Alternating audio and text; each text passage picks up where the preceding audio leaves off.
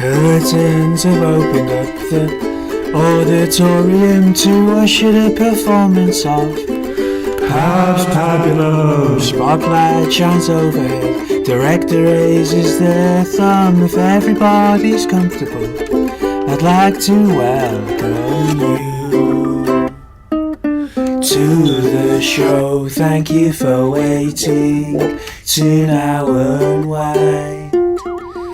Feast your imagination on what you find. What will you find? That's Pabulum. That's Pabulum.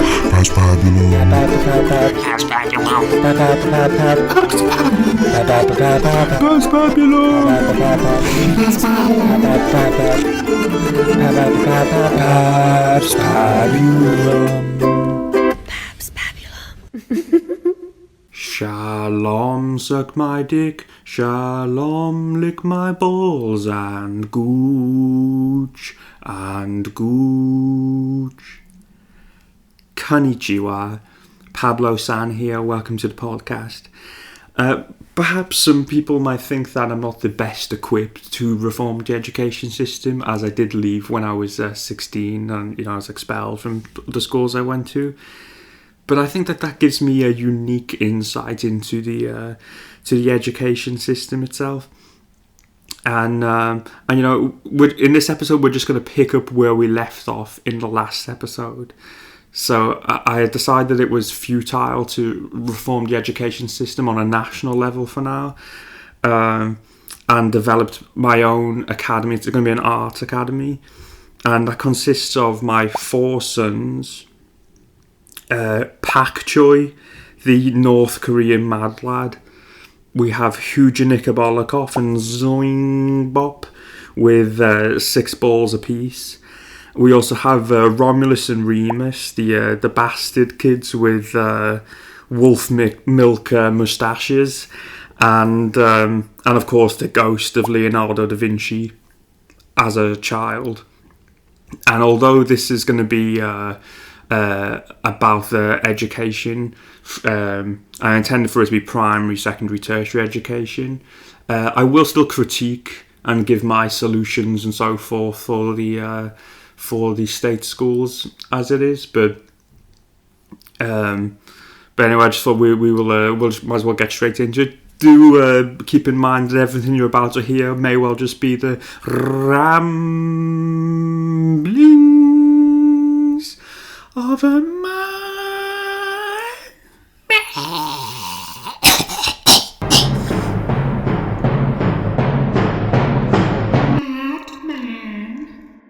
Each day shall begin at sunrise with a morning run, and we'll be running in a single file behind myself. I'll just be leading this little tribe of scholars around the neighbourhood like a mother duck. And because I think exercise is an important thing, and we will do other exercises and sports and stuff, but I do want to say in general, I think PE is fucking nonsensical in state schools. It's horrendously bad. It's it's like there's how many personal trainers are there? Like 1 billion. That's what they may as well just do in like secondary school, especially, is just look at people's bodies. Like, I'm out of shape, but with the minimal amount of exercise I do, I can just look at someone and go like, oh, they don't work on their triceps or like the back or whatever. This is like the whole area of study. There's like the body and fitness and stuff. It's like you could just look at a obese or malnourished teenage boy, which is it's one of the two. It's a coin toss. Are they malnourished or are they obese? You'll get like in school there's like 5 kids who might have a 6-pack, everyone else just malnourished or obese, and it's like just look at them and go, okay, look, we're going to personalize a regime for each kid. Just say like, okay, this is the exercise you have to do, and gives them like a diet plan. That's what they may as well be doing. Because you don't actually do a lot of sport in the fucking in PE. Like, there's such a minimal amount of movement that actually happens in a PE lesson.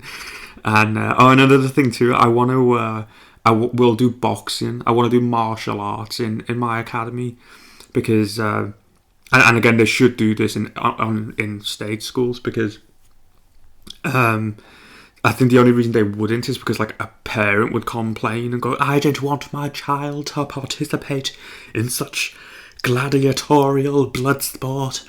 But it's like, in my academy, we're not going to pander to pathetic people. And that's what this is. It's trying to make the nation pussies. And this is why they don't do it, because you have like boxing clubs outside of school. Everyone's fine with like, you know, teen Olympic teams and everything, but it's not done in schools. Why? You know, it doesn't make any sense. I mean, you think about all of the fights that are in a school. It's like, if you could just have a scrap like every week, you've got like, okay, you have a problem, like those other two in the ring, just like fight it out, and there would be no fights in the schoolyard, for one, and for two, as a society as a whole, it's more peaceful. It's more peaceful. Like, you look into the psychology of why a criminal like attacks someone or jumps someone or something. It's because they think that person's weak and they can't defend themselves. They don't jump people who are coming out of like martial arts studios. Like, that doesn't happen. They go like, oh, they're a weak victim, I'll try and attack them. So it's in the nation's interest to say, I'm going to, you know, we should have the capacity to defend ourselves. You know, it would be a more peaceful society if more people could defend themselves and others. You know, it makes perfect sense. And I say, it's just, I think there's two reasons why they don't. It's because they want everyone to, you know, continue being obese and malnourished, to make us unattractive to the opposite sex, and also not be able to defend them either, which is, you know, another advantage from their point of view. And the other thing is they don't understand boys / men.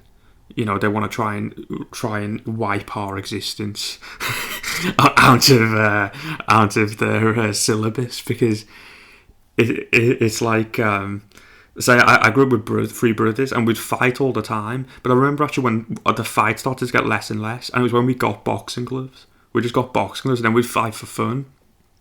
And then it was like, after every kind of like round, we'll like talk, oh, that's a nice like right hook or like uppercut or whatever. We just like speak about the round. And that was kind of like, it's a bonding experience. Like, you get closer together, you know. So for sure it would be more peaceful. But the main reason why PE is nonsense, as I say, it's just there's such minimal exercise going on. They get away with it because you know, it's got sports in the name. But really, it's like a daycare centre. I mean, you just don't do anything. There's amounts of sports, because you have to think about all of the team sports you do and how many of them you're good at. There might be 10 sports and you're good at maybe 2 of them. Most people, speaking on behalf of most people, you're good at maybe 2 of them. The rest of the time, they put no effort in to like make you better, and you don't have to even move. Like, we'll play rounders. I don't know how to explain rounders to anyone who doesn't know. Like, if you're an American, the international audience, rounders is like baseball, but just a little bit gay. Like, every you know, every base you get to, you have to like start jerking someone off, and you know, they like stick a ball in your ass and everything. But it's basically just like baseball.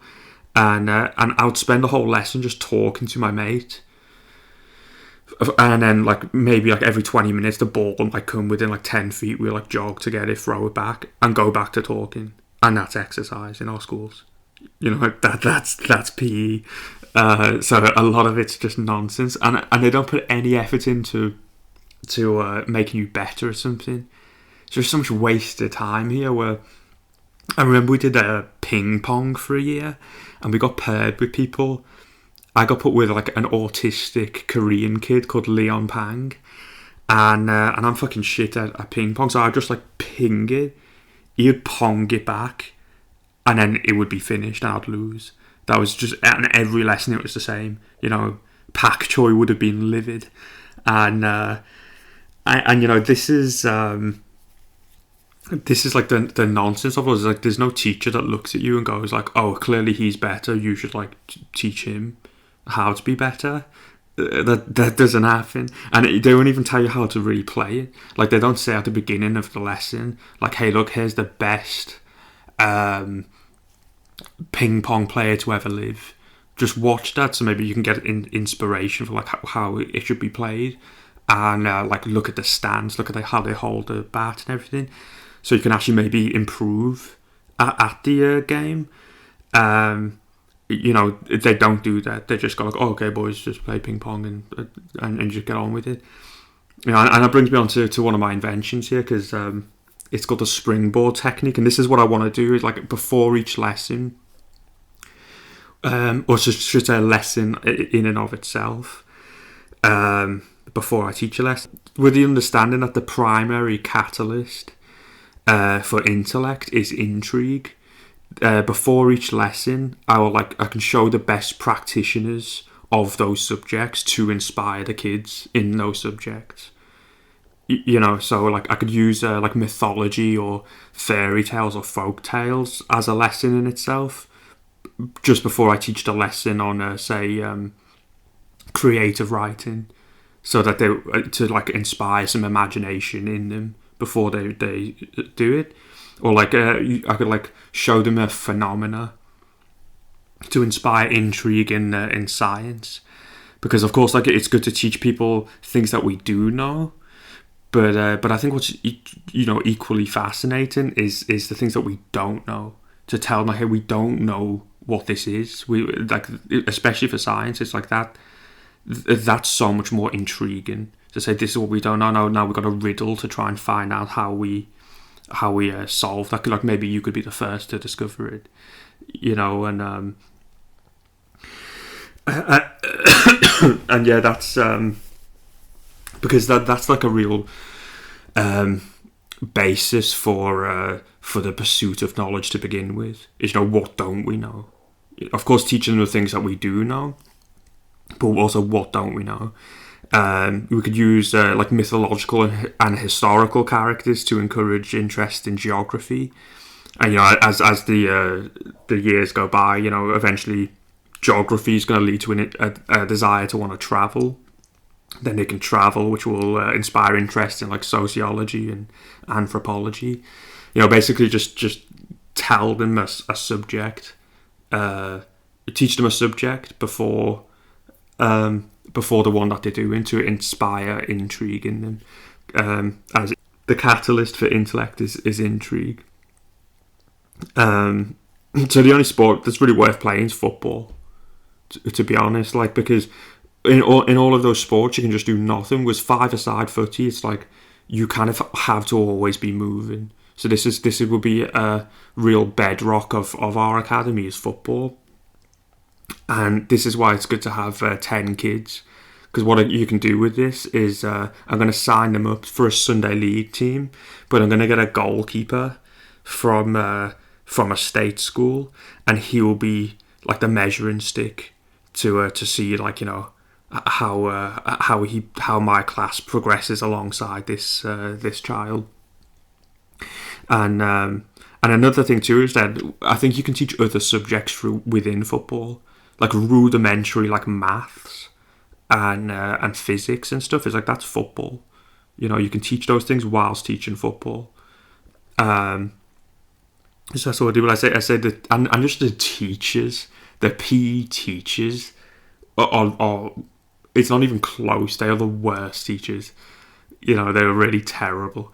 I remember I had a teacher, Mr. Gibbons, and he would just like walk around the schoolyard, just like chewing the register, and with his hands down his pants, going, "All right, lads, just run around the track a couple of times," and just like go on the phone and start talking to his mate. But he killed himself. Actually, he did. He actually killed himself, and yeah, I mean, it's wild. And something with suicide though, people don't say. And I'll be having a go. I've got family members who've killed themselves. I've obviously got friends who've killed themselves. But yeah, everyone's got, oh, it's a really terrible thing. And it absolutely is.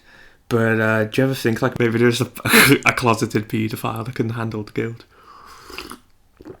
So, I mean, that's going to be the case for some of them. I mean, it might just be 1%, but for some of them that must be the case.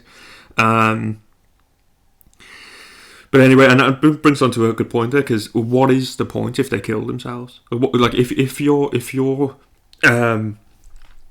you're dedicating decades of your life to this academy, to your children, to educating people, why would you not take an interest in their mental health? You know, because all of your life's work gets undone if they're suicidal. And this is the thing, is people have the confidence that you can teach someone 2 plus 2 in maths or the alphabet, and of course, like, when they didn't know that before, but now they do, and you've got absolute confidence. Why have you mystified the brain to the point where you say, oh, well, you can teach a kid how to be happy?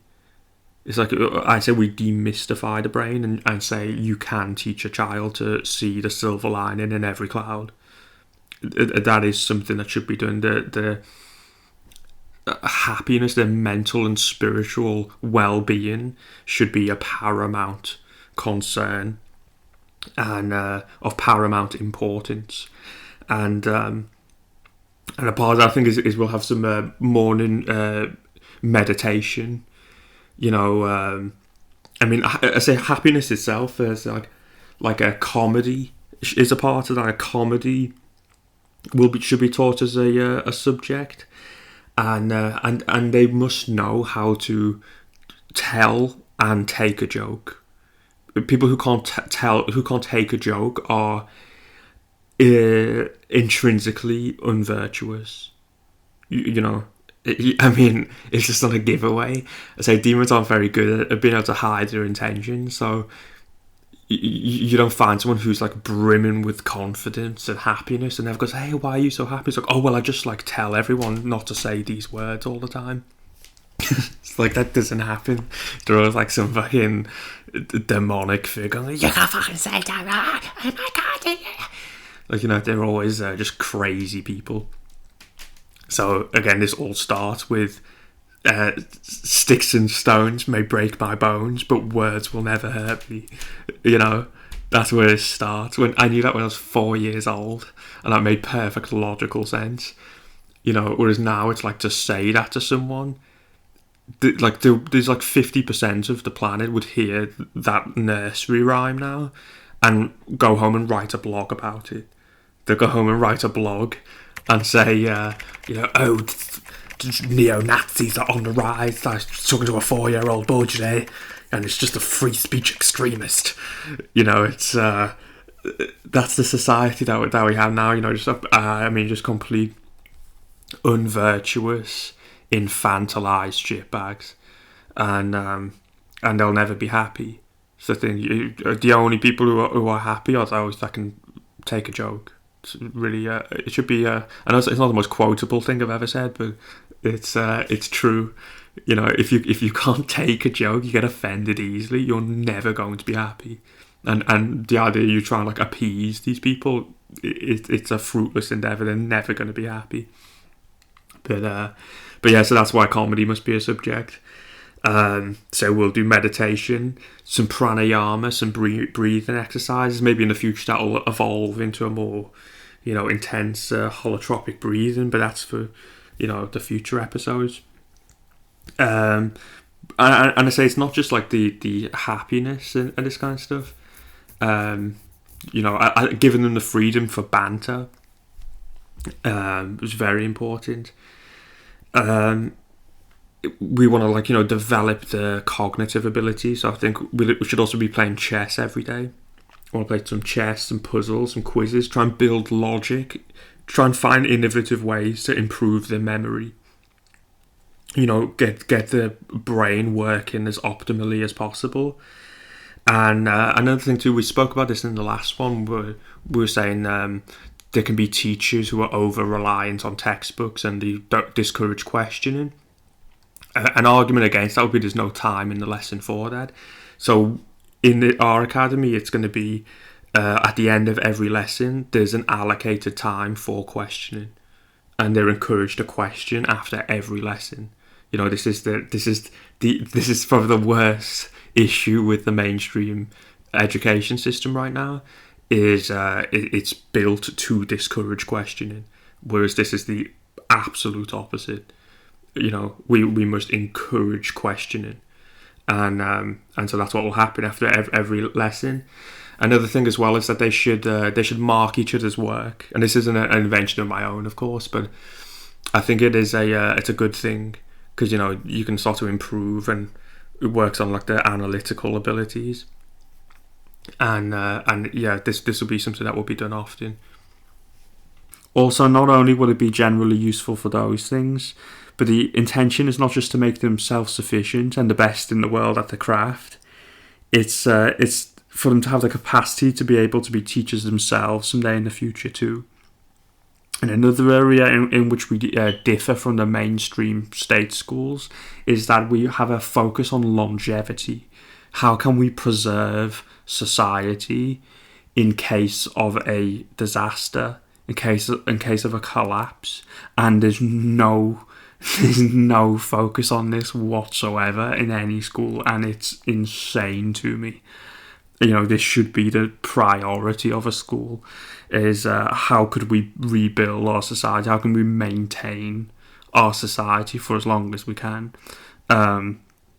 into future generations. I think the reason why is just we have a culture of arrogance and entitlement. They think it's never going to happen. They think that we're invincible, and the reality is that we're just living in the wild right now. We're animals living in the wild. It doesn't matter how many walls you have around you, how many inventions we have, how much technology, how many constructs that you have. It's like you are just an animal living in the wild right now. We all are, and that's the reality. And what's in this topsy-turvy world, I'm delusional for telling you that. Meanwhile it's like, no, it's really, you're delusional for thinking everything's always going to be as it is now, that there's never going to be a war, even though there's been a war every century forever. There's never going to be a war. There's never going to be a natural disaster, that civilizations don't rise and fall, which is of course nonsense. So considering that's nonsense, then you might want to be able to preserve society. And I was thinking about this, imagine in a post-apocalyptic age, and you're in a tribe with someone who's pregnant, and then they're still having problems with the baby. Maybe the baby's turned around, or its back's against the womb or something like that. It's like, if we were in that situation, I wouldn't know what the fuck to do, and I don't know anyone else that would know what to do, because in the world now, they kind of centralise jobs. It's like, oh, you really want to take an interest? Why don't you do a course? Why don't you do a course in that? Because they're against polymath. So everything has to be individual and centralised. But it's like, no, you can't do a course. You just want to know that one thing. You just want to know the one thing. And I say this is why they don't take it seriously. Also, I think, is that our economy at its core is based on ignorance and knowledge. If everyone knew how to plumb, the job of a plumber becomes redundant. And maybe that's I mean, I'm speculating. Maybe that's it. It's an economic thing, and they're worried about losing customers or whatever. This is why we care about crafts. Why I say crafts over jobs, because when someone talks about a job, they talk about retirement, and it's always been a bizarre concept to me. It sounds like penance. Like, I can't wait to retire. I can't wait to finish my job. It's like, in a craft, it's like a craft is the reason you're here. It's this is what you were put here to do. This is the thing that you're best at, that you're going to be a pioneer of, that you're going to carry the baton of every person in your craft previously into future generations. This is why you're actually here, is your craft. And there's no retirement. You retire when you die. Why would you retire? And it's like, you can be a wellspring of knowledge in your subject.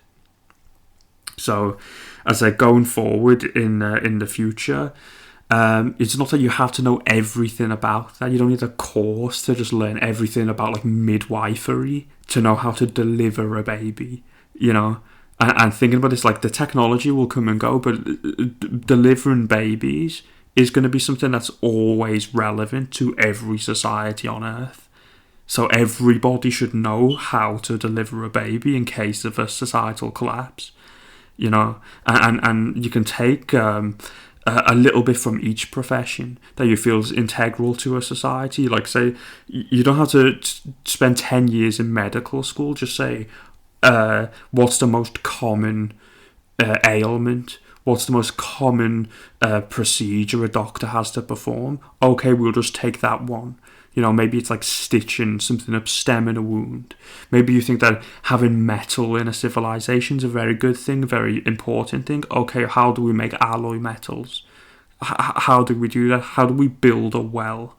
You know, just basic things like this. So it increases the chances that we can rebuild society in case of any kind of a collapse. And likewise, they should be able to survive on an individual level.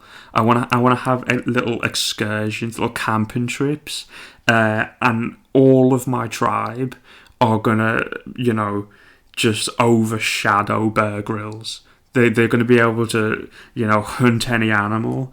I want them to be able to catch a fish, gut a fish. You know, how do you make clothes from fur? These are things that people should know, and horticulture. I mean, think about what plants naturally grow in your area. Do you know that? Do you know what plants naturally grow in your area? What's poisonous? What's edible? People do not know these things, and they really should, because that's always going to be essential for any society going forward. And through doing these little excursions, they can learn science, you know, natural sciences, learn about zoology, biology, in like a, you know, real unforgettable experience. They also have a real camaraderie, a brotherhood, a bond through all of these outings, and they'll learn about hygiene, so about biology, like the importance of nutrition and hygiene on health. And about preserving society, it's like when you understand the importance of those things, how do you make soap? How many people know how to make soap? So it's another thing, learn how to make soap, and in that process, that's a crash course in chemistry. You wouldn't label it that, but you would for sure learn a lot about chemistry from learning how to make a bar of soap. So there's a lot of things you can learn in science just through the natural world. You know, science is the study of nature. And this doesn't matter. You know, don't teach him everything in the wilderness about science. In the future, going forward, you can have you know, more complex experiments and be in a lab. But science is the study of nature. Science is the study of nature, not the nemesis of nature. It just appears that way because science is also the god of atheism. I don't know if you notice, science in school is just atheist propaganda. Where they teach their theories as facts, and well, almost everything in school is propaganda. I don't know how many times we're going to say that. We might say it a lot. I mean, I remember science classes in school. We had to watch videos of Bill Nye, the science guy. You know, the guy that says that there's no such thing as gender, and the inconvenient truth. Which was pretty inconvenient because they said we were going to be underwater by like 2020, like a fucking busted video, which didn't happen. In geography, they want to convince you of the nonsense of continental drift. In history, they'll teach you about spend like 4 years on the transatlantic slave trade and the Holocaust. This is not by coincidence. They don't teach you this because they just happen to be the most important things. They are grooming you to have a particular ideology so that you can take part in the pantomime you call democracy. That's what it is. You know, you're cattle to have the ideology that the establishment requested you have, and And another thing we could do is deconstruction and reconstruction. I mean, we talk about what's the natural world for the most part, or what's always going to be essential, but even the luxury inventions of a society, it's like let's say a car. Well, shit, fans, I don't like cars. I think cars are fucking overrated. I mean, I'm not even a big fan of cities. I love my own city, of course. You might say that's very 17th century of you, but it's like, yeah, man, I just think cars are overrated, and cities are vectors for disease. With cars make people weak. Can you not just walk places, fatty bumbatty? I mean, just build everything local. If you built everything local, then instead of going, oh no, we need to like move everyone to the cities, to the big capital city, and make everything further away.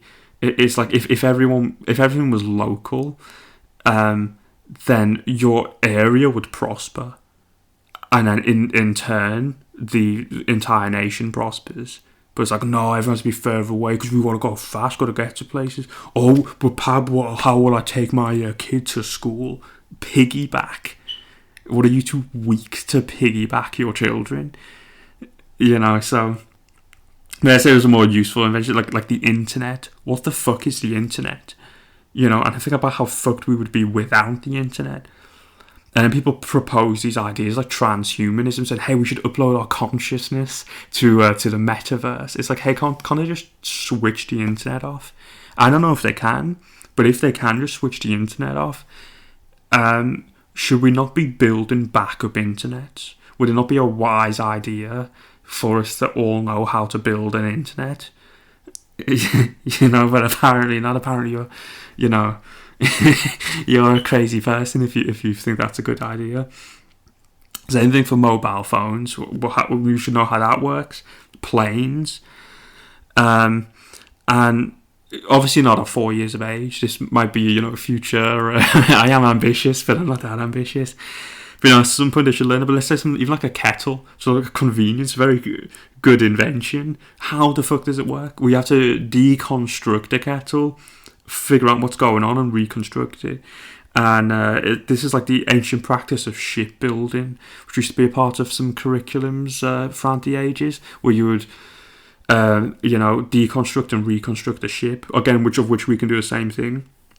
And what this will do is it will foster a culture of gratitude, because you'll understand that every invention on the planet in its inception came from imagination.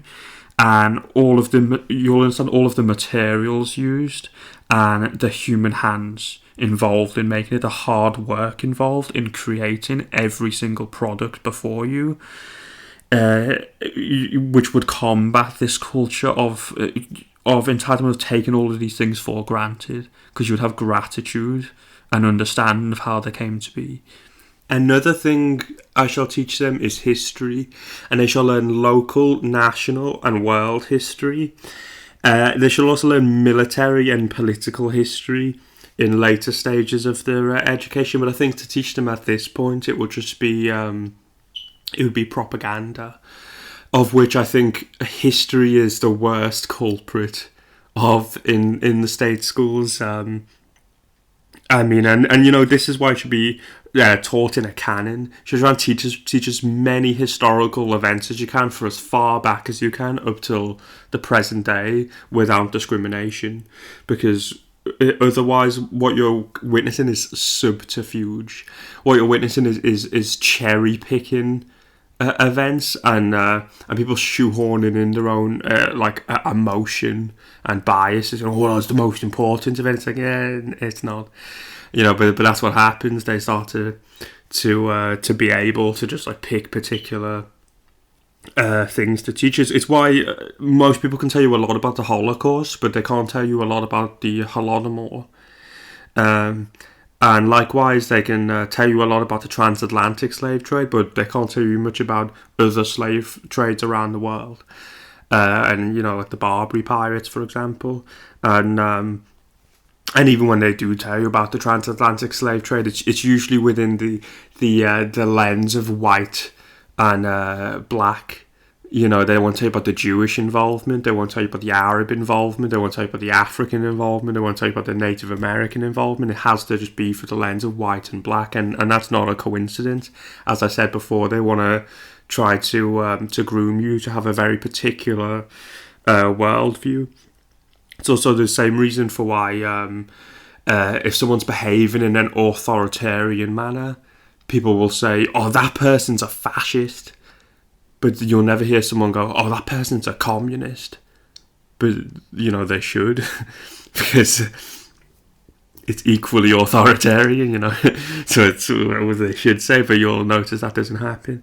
And it's like everyone agrees, hey, the victors write the history books. Okay, so who were the victors? Yeah, it's not important. You don't need to know about that. Uniform silence ensues. Let's move on. And they learn it in local history, and you know, because if someone says, "Hey, I think it's a good idea that we burn down our neighbourhood," you might think twice about it if you actually know who it really was behind the building of it and everything. On a national level, I mean, it's just, I couldn't find a word to describe history on a national level in schools. I mean, it's dystopian. You know, the country didn't start in 1066. Firstly, I think I remember being told about one civil war. There's been multiple civil wars in this country. That's how bad it is. They literally just tell you about one civil war. And my suspicion around that is, something to do with free speech, of which, free speech should also be taught in history classes. What they should teach you is all of the societies throughout history who have suppressed freedom of speech, and all of the societies that have valued freedom of speech, and just juxtapose the two. Just look at the inevitable downfall and disaster of all of those countries that try to censor its people. And that's what they should do, but again, they want who would the victims? It's not important. It's just got nothing to do with it at all. That you don't learn about tyranny and preventing a tyranny. So everyone should really learn about that. You should learn how it's an inborn right given to you by God, not any government. That it is the best, perhaps only real safeguard you have against a tyranny is your freedom of speech. But I mean, considering this is an art school here, it's integral that it's taught in an art school. Because the essence of art is expression. So if you ever find someone who claims to be an artist but is against freedom of speech, it's like that's a saboteur. It's a walking oxymoron. It's what you found. It's really not possible. You must be pro freedom of speech if you're an artist. This is not negotiable. It did not start in 1066. It has not started in Rome. But if you spoke to a lot of people and said to them, "Hey, can you name a pre-Roman king or city?" And they exist. I mean, like Leicester, Bath, York, London, to name a few. They will struggle. And I think most people wouldn't even be able to. And in fact, you get told that a lot of those places are founded by Rome, and that's not true. So if we didn't start in 1066, we didn't start in Rome, well, with Rome rather. Then it's like, okay, well, who are we? Where do we come from? What is our story here? Why do we know nothing about it? Again, who are the victims? That's not fun. But it's like, okay, well, think about it. What would survive if all of the people got genocided, all of the books got burned, and all of your places of worship were destroyed, and new places were built upon all of those ones? Well, the only thing that really could survive is are symbols. And so one of the symbols of our ancestors, that they should learn about in our academy is the swastika. Now, I know you might be saying, oh, but Pab, what are the ignorant and fearful going to say about this? Something ignorant and fearful, I imagine. But, there's no place for ignorance and fear in my curriculum. And listen, bitch, my ancestors died fighting the Nazis. They spilled blood on the battlefield and also died in a blitz. So, if I want to goose step to buy a loaf of bread in Tesco, if I wanna sig heil in the self-service in Sainsbury's, you best believe that's gonna happen. And I mean, like, what's your fucking paranoia here? It's like, oh, are you a Nazi? No. Are you happy? No. You're unappeasable. You're okay. You're really apparent. Let's nuke Austria. Let's nuke Austria. Well, you don't want to do that. What are you, a Nazi? Let's nuke Austria right now. I've been saying this since I was 9 years old. On my 9th birthday, I had a birthday cake with 9 candles on it. And I blew them out, and my brother said to me, hey, what did you wish for then, lad? And I said, Vienna in a ball of smoke. I said, Salzburg in smithereens. I think Austria is perhaps the worst country to ever exist. Everyone in Austria is weird. I mean, a modest woman in Austria licks toilet seats and has a heroin addiction, let's be honest. I mean, what have you seen come out of Austria in the last couple of years? Forced vaccinations. Just a big fucking Aryan boot standing on a child's head holding a needle. Oh, that looks like a fun place to holiday. Not. I don't know if you noticed, no politicians condemned any of that bullshit, by the way. None of them. It's like the countries that really should have been sanctioned for the like human rights abuses should be Australia, Canada, and Austria.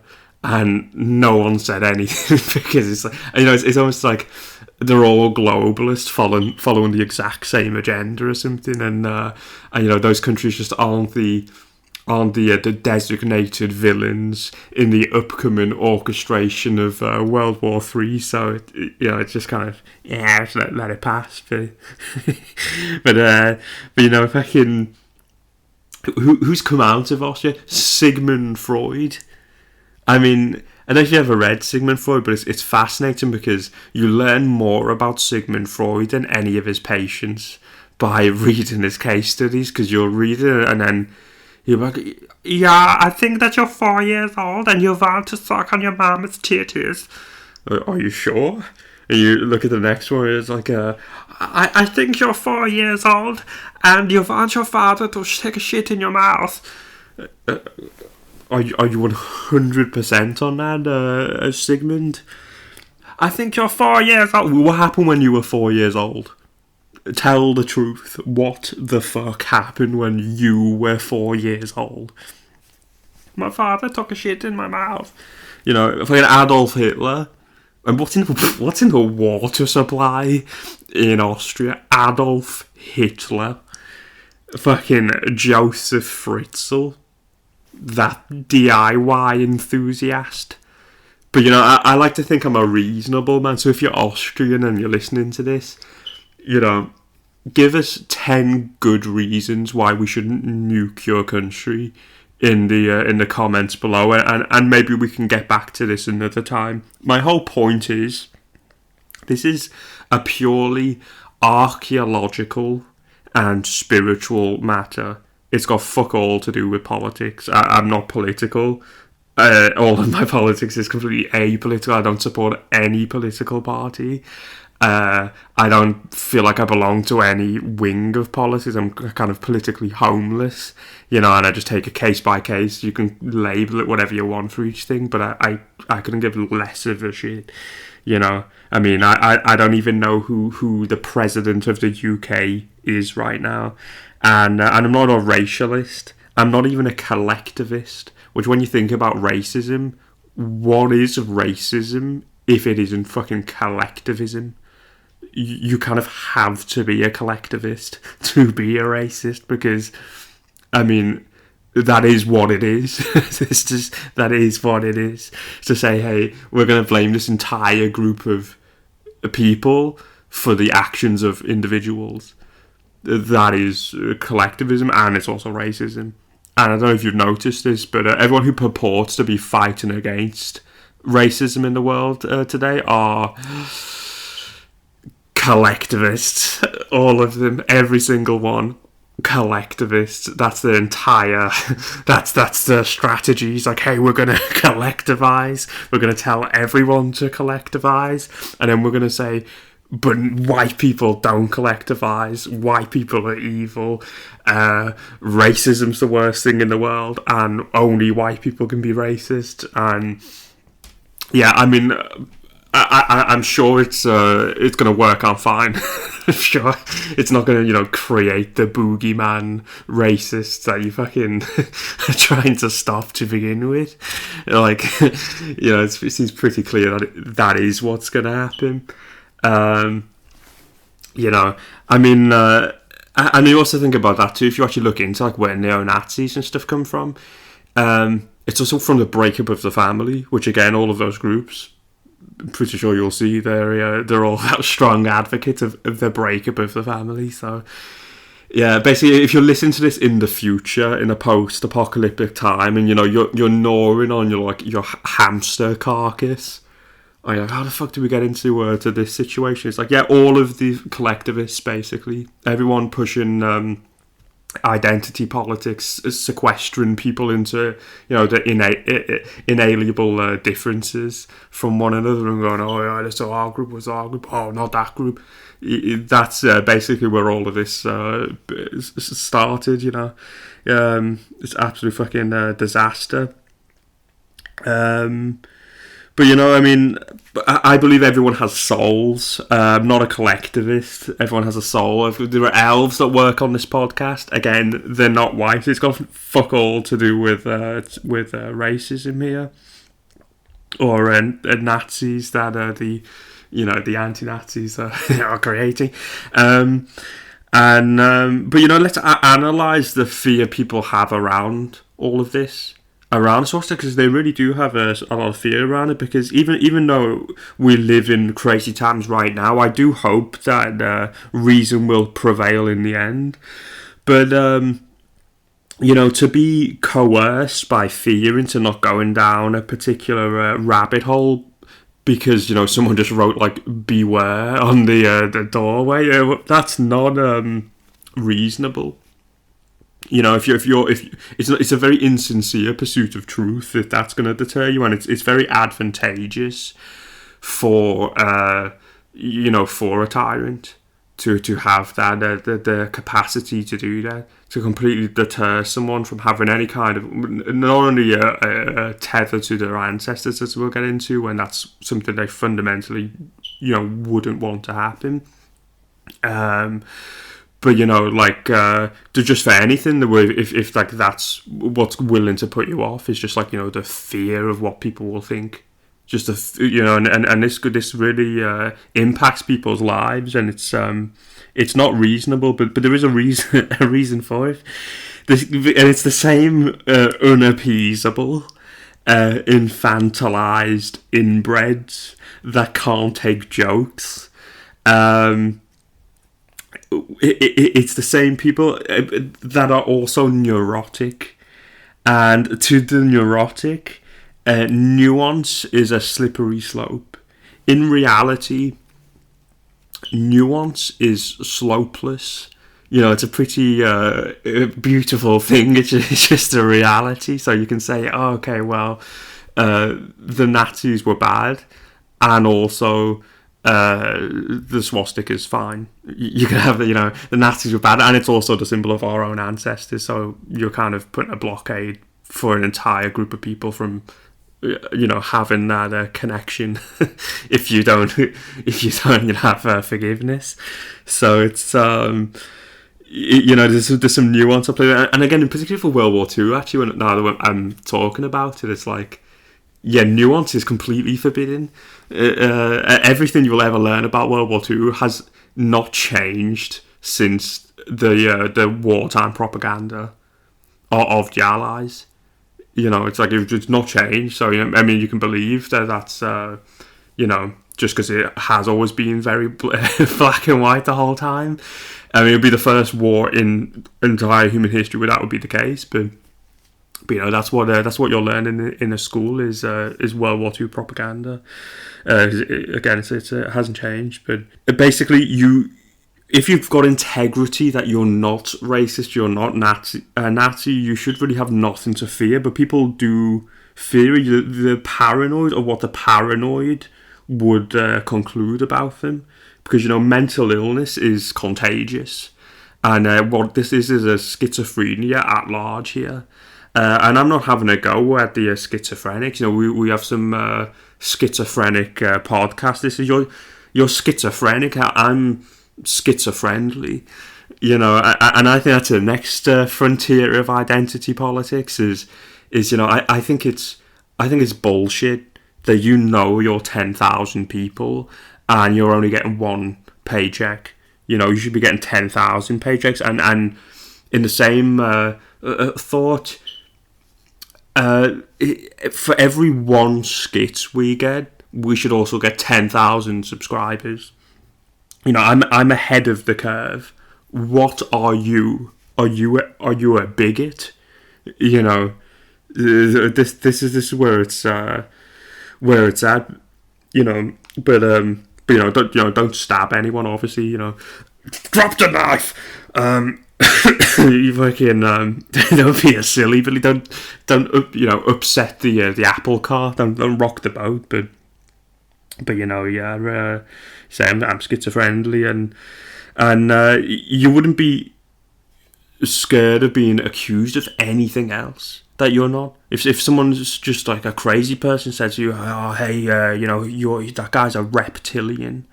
Like, that would hold no weight whatsoever, and to be honest, like, there's more chance of me being a reptilian than having racial hatred, because if we're being completely straight, I don't actually remember being born on the planet, but, so why does it hold any weight?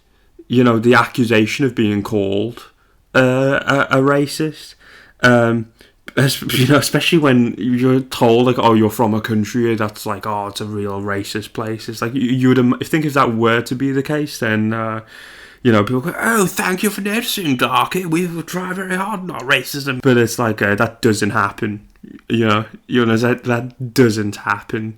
It's like, it's a real horrific thing for someone in Europe to be accused of being a racist, and it goes back to World War II. Because if you think about it, the Nazis were the racists. So if now they're responsible for killing your mother and your brother and your sister and your father, and someone in society is accused of being racist, what they're really implying is that they are in part responsible for all of those deaths. So it's really the capitalising on the death of World War II. That's really what this accusation comes down to, because they know it holds weight. So people figured this out over time, particularly communists and other groups who, again, all of these collectivist groups, and the vaginal mind is collectivist too, of course. That's what this all is. But they can use it as leverage. People just figure out over time, it's like, oh, they don't fucking like this. So, world governments use it, particular interest groups use it. Because they know that if they smear you with the term like racist or Nazi or whatever, they can, quell dissent. because people aren't going to want to descend. They're not going to want to associate with someone who has this kind of label attached to them.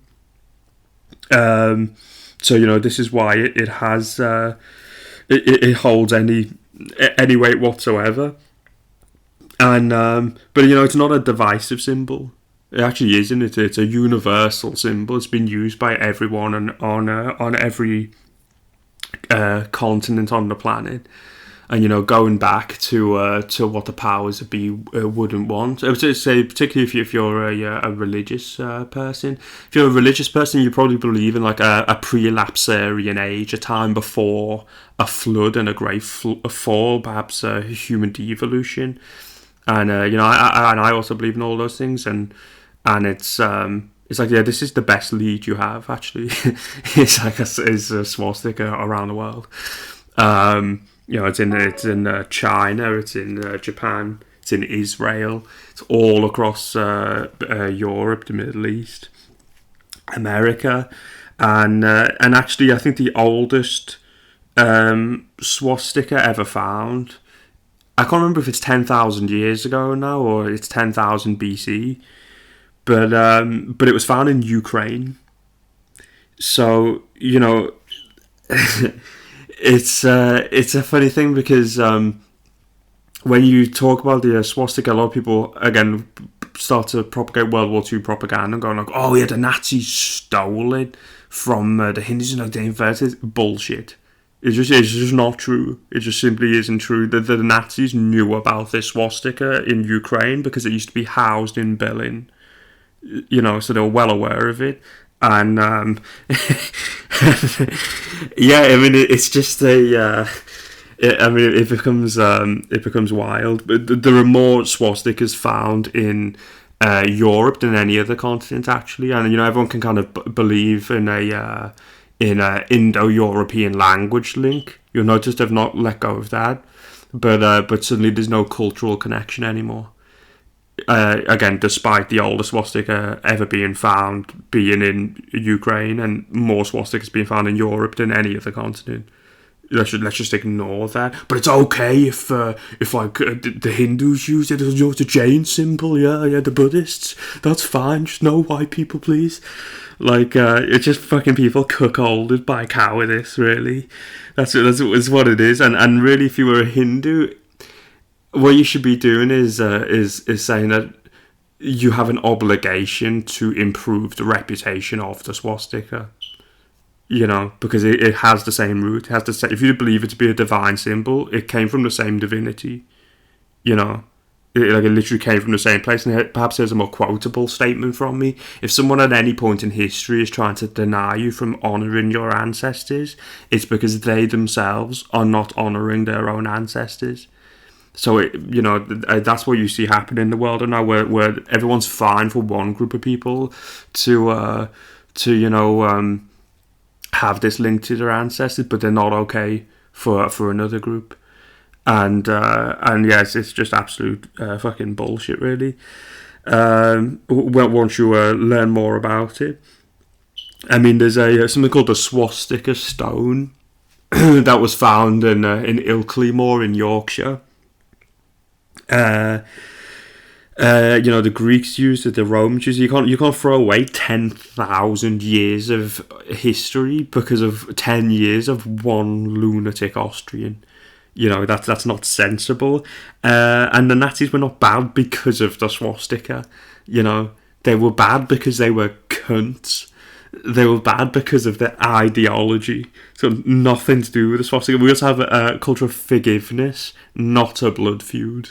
So it's fine. You know, they're forgiving. They use the swastika appropriately and correctly. There's no problem that they used it. And, you know, but it's not on the swastika whatsoever. But, you know, anyway, after saying all of that, I actually don't really care that much about the swastika. I mean, in principle, and I actually absolutely stand by it, on an archaeological level, you can't rewrite history. And that's what people are trying to do, try and rewrite history. You can't deprive people this knowledge that I'm giving to you now. You can't deprive people of that. You know, ignorance must not prevail here. but also it is a it's just a basic bitch symbol. Because I mean, what does the swastika even mean? It's really resurrection, and you'll see that like how it is always a constant link around from like one wheel to the next, or foot, or whatever you like to call it. And then basically, our ancestors believed in a kind of cosmic duality of some sort. Whether that's the ultimate philosophy, is up for debate. But it's kind of a cosmic duality that a cosmology, elemental cosmology, that the universe is made of fire and ice. And so this is why you'll often see the swastika depicted with it being set on fire. And this is the reason why we cremate our dead. It was only up until a couple of 100 years ago that Christians were allowed to start cremating their dead. It's not a Christian thing for why people cremate their dead. This comes back to the swastika to bring the elemental fire back into the universe. And so from here it became a funerary symbol. It became an agricultural symbol, again, go with the death and rebirth of the seasons. From there it became a fertility symbol, because obviously, these two often go together. And it also became a military symbol, because again, if it's about eternal life, it's a good reminder for a soldier to have on their uniform. I think it was maybe Greece or Rome used it on their shields. And I think even maybe to this day, it's the symbol for the Finnish military, the military of Finland. I mean, I might be wrong about that. Get back to me on it, but I'm pretty sure. And also with the fertility thing, like because it became a fertility symbol, this word it outstretches to the Eastern religions, is that it becomes a symbol of good luck from that, because it's kind of like a Japanese cat. Basically, if you're offended by a swastika, you're offended by a Japanese cat. That's really what it is. And if it does have magical powers, I mean, it seems like it might have some kind of magical good luck powers. I say cover your house with swastikas. I say cover your shop windows with swastikas. I say cover your babies with swastikas. That's what I say. But again, it's just not my favourite basic symbol, because there are other symbols too that we must learn about. The cirque by thol. The cirque by thol is a symbol which means everlasting love, and that all children should be born out of a relationship of love, not lust. Also, the metaphysical underpinning of the creative force of love within the universe. The oak tree, a symbol of our ancestors, which was the reverence for nature and wisdom. I mean, how lacking are we of those things in our society now, of reverence for nature and wisdom? This is what we need. We're the triquetra, the unity of man, woman and child, mind, body, soul, past, present and future. The many different interpretations of it shows the infinite nature of time here, yin and yang, the duality of masculine and feminine, penile and vaginal, and many others. Point is, they should learn about the symbols, because the symbols are not going anywhere. So I wanted to be able to carve them anywhere. I wanted to be able to fucking carve a swastika on a crack rock. By the end of it, that's what that's what they should be able. So they should be capable of doing. And they'll learn languages. And again, I wanted to learn the historical language. I wanted to learn Welsh, Latin, Greek, German, French. Obviously, popular languages spoken in the world too, like Spanish. And the reason for this is like your language can't be subverted if you understand the etymology of it. Like the BBC, within maybe the next, I don't know, how long would you give it? Maybe 2 years? I would say maybe the next 2 years, the BBC is going to start claiming, hey everybody, did you know Shakespeare was actually Nubian? would say, this makes it very, again, difficult to do when you're like, hey, but on all the roots of the language are like Latin and Germanic. So, this has a kind of importance to it for that. But also, like, it's a bit of a disaster learning languages in state schools. I mean, I have a B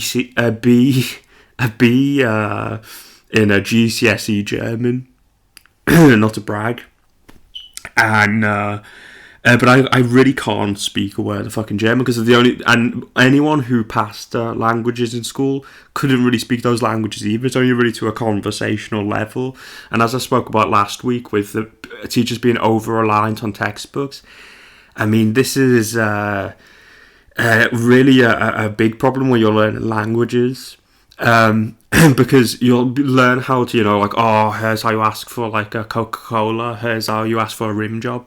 But the second you speak to like a real German speaker and then they deviate from the conversations you've been learning in the textbook, you're fucked.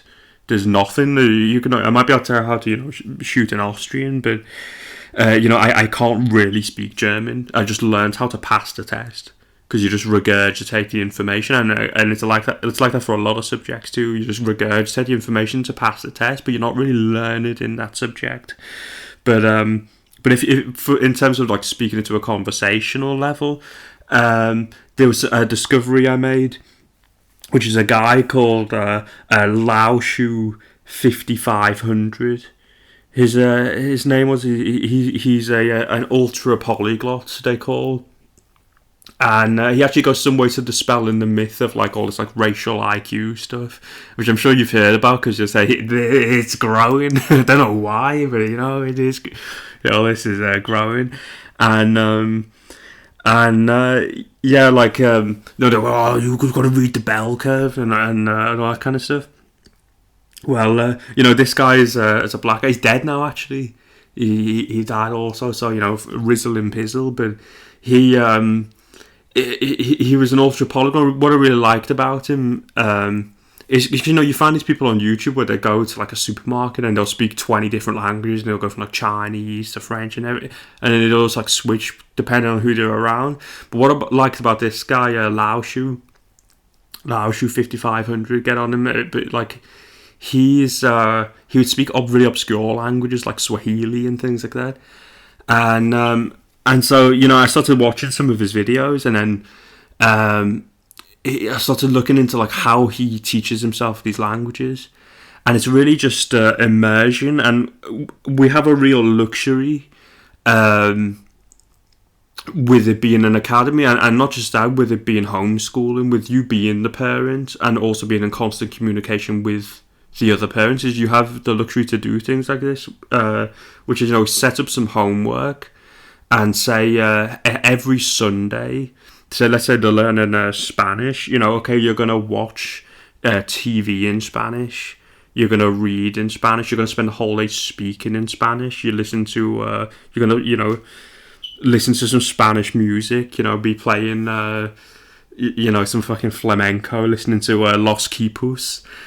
And fucking clapping your castanets, Carmen Citalare, which will make them a far more interesting person too by the end of it, is that you actually learn a little bit about the culture of those countries they're learning the language of, rather than it just always being about nothing but the language. Now they'll become more adaptable, the vocabulary should spread, and after a year of doing that, and they'll have lessons on top of it, but even just a year of that, I think you would be pretty conversational in any language if you just spend one day of a week just fucking doing everything in that language. Another homework thing that I would like to do with them is observe and tell. We've never had show and tell in Britain, but I'm well aware of what it is in America. Like you fucking bring in like your grandmother's butt plug.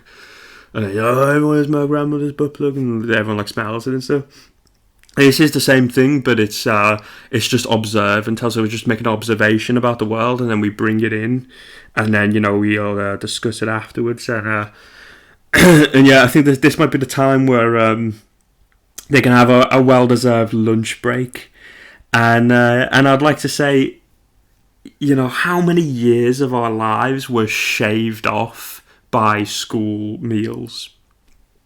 I mean, this is pre-Jamie Oliver, so every day it was like curly fries and turkey Twizzlers and burgers and ice cream and jelly. We are really entitled to compensation from the state. I think, who the fuck thought it was a good idea to put our health in the hands of boomer dinner ladies?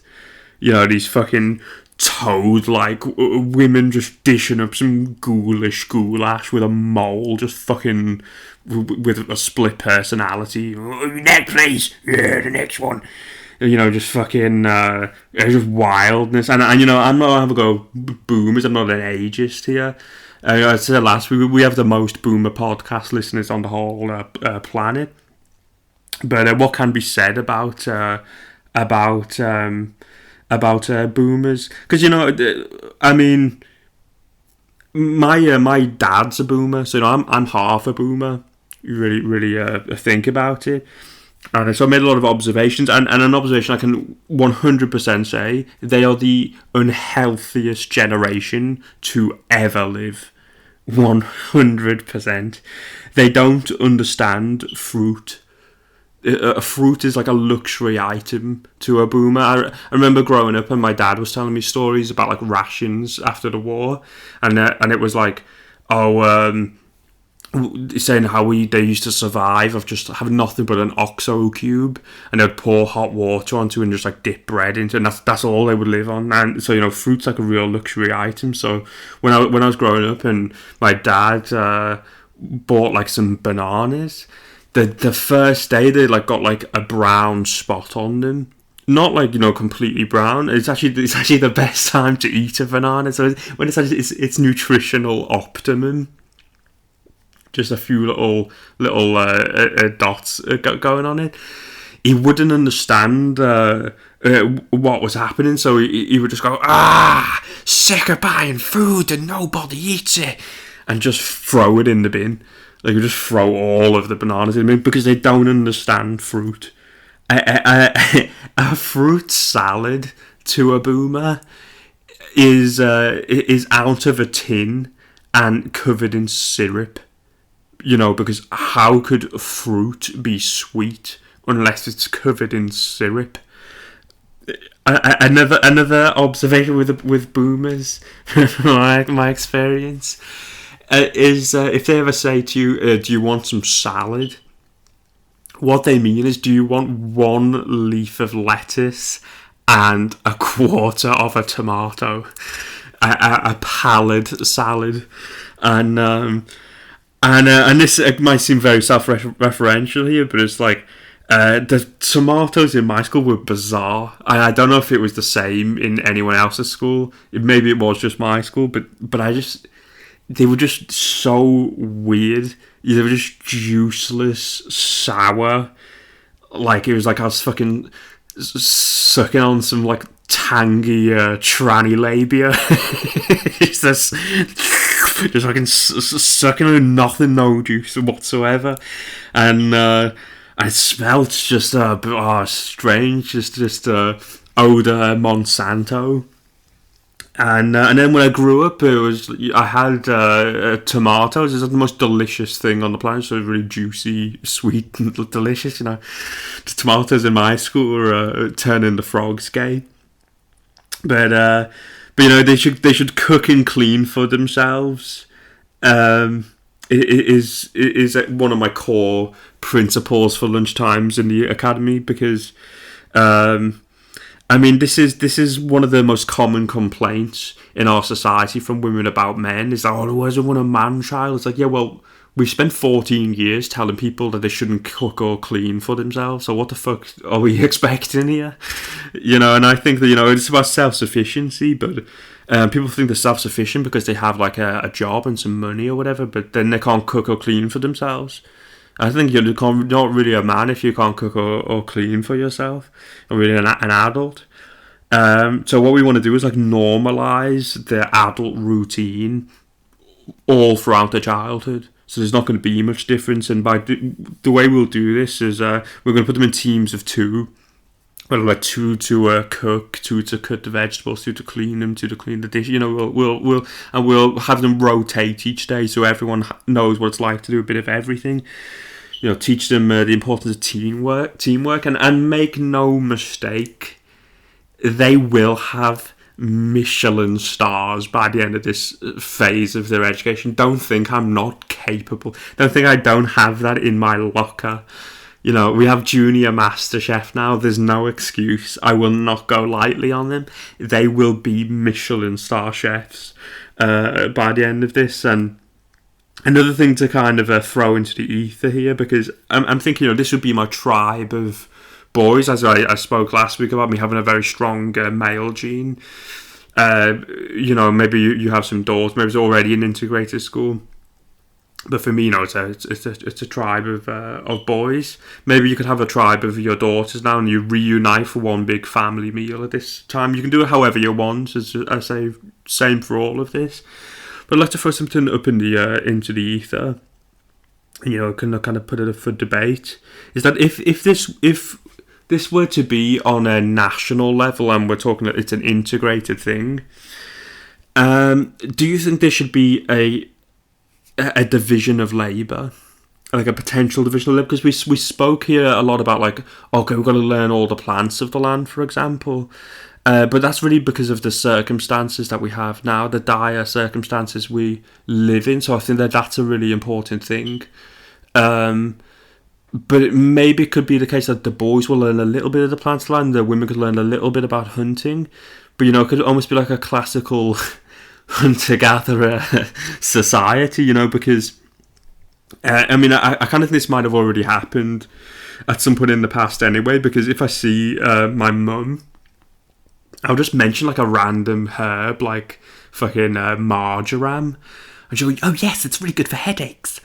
And it's like she's never done anything to do with fucking plants ever, but she's just autistic when it comes to herbs and vegetables. And she's not the only one. It's a lot of women are they're very good with aromatherapy, very good with folk medicine, very good with just plant knowledge, and also clothes and shit like that. They kind of seem to naturally be good at those things. I'm on the cusp of saying it could well be innate, all of this, but the thing is here is that you think about women entering the workforce. You could maybe have 10 episodes on the disasters around that. Just to name one, all the house prices can be inflated because they can make the assumption that 2 people will be paying for it. 2 people will be working there. But the real thinking with this false empowerment, and it is a false empowerment, is that it was not really necessary. So what you have is all of these companies, and then they just say okay, well, now we'll have a secretary, now we'll have a HR department, or you can replace the men in their jobs.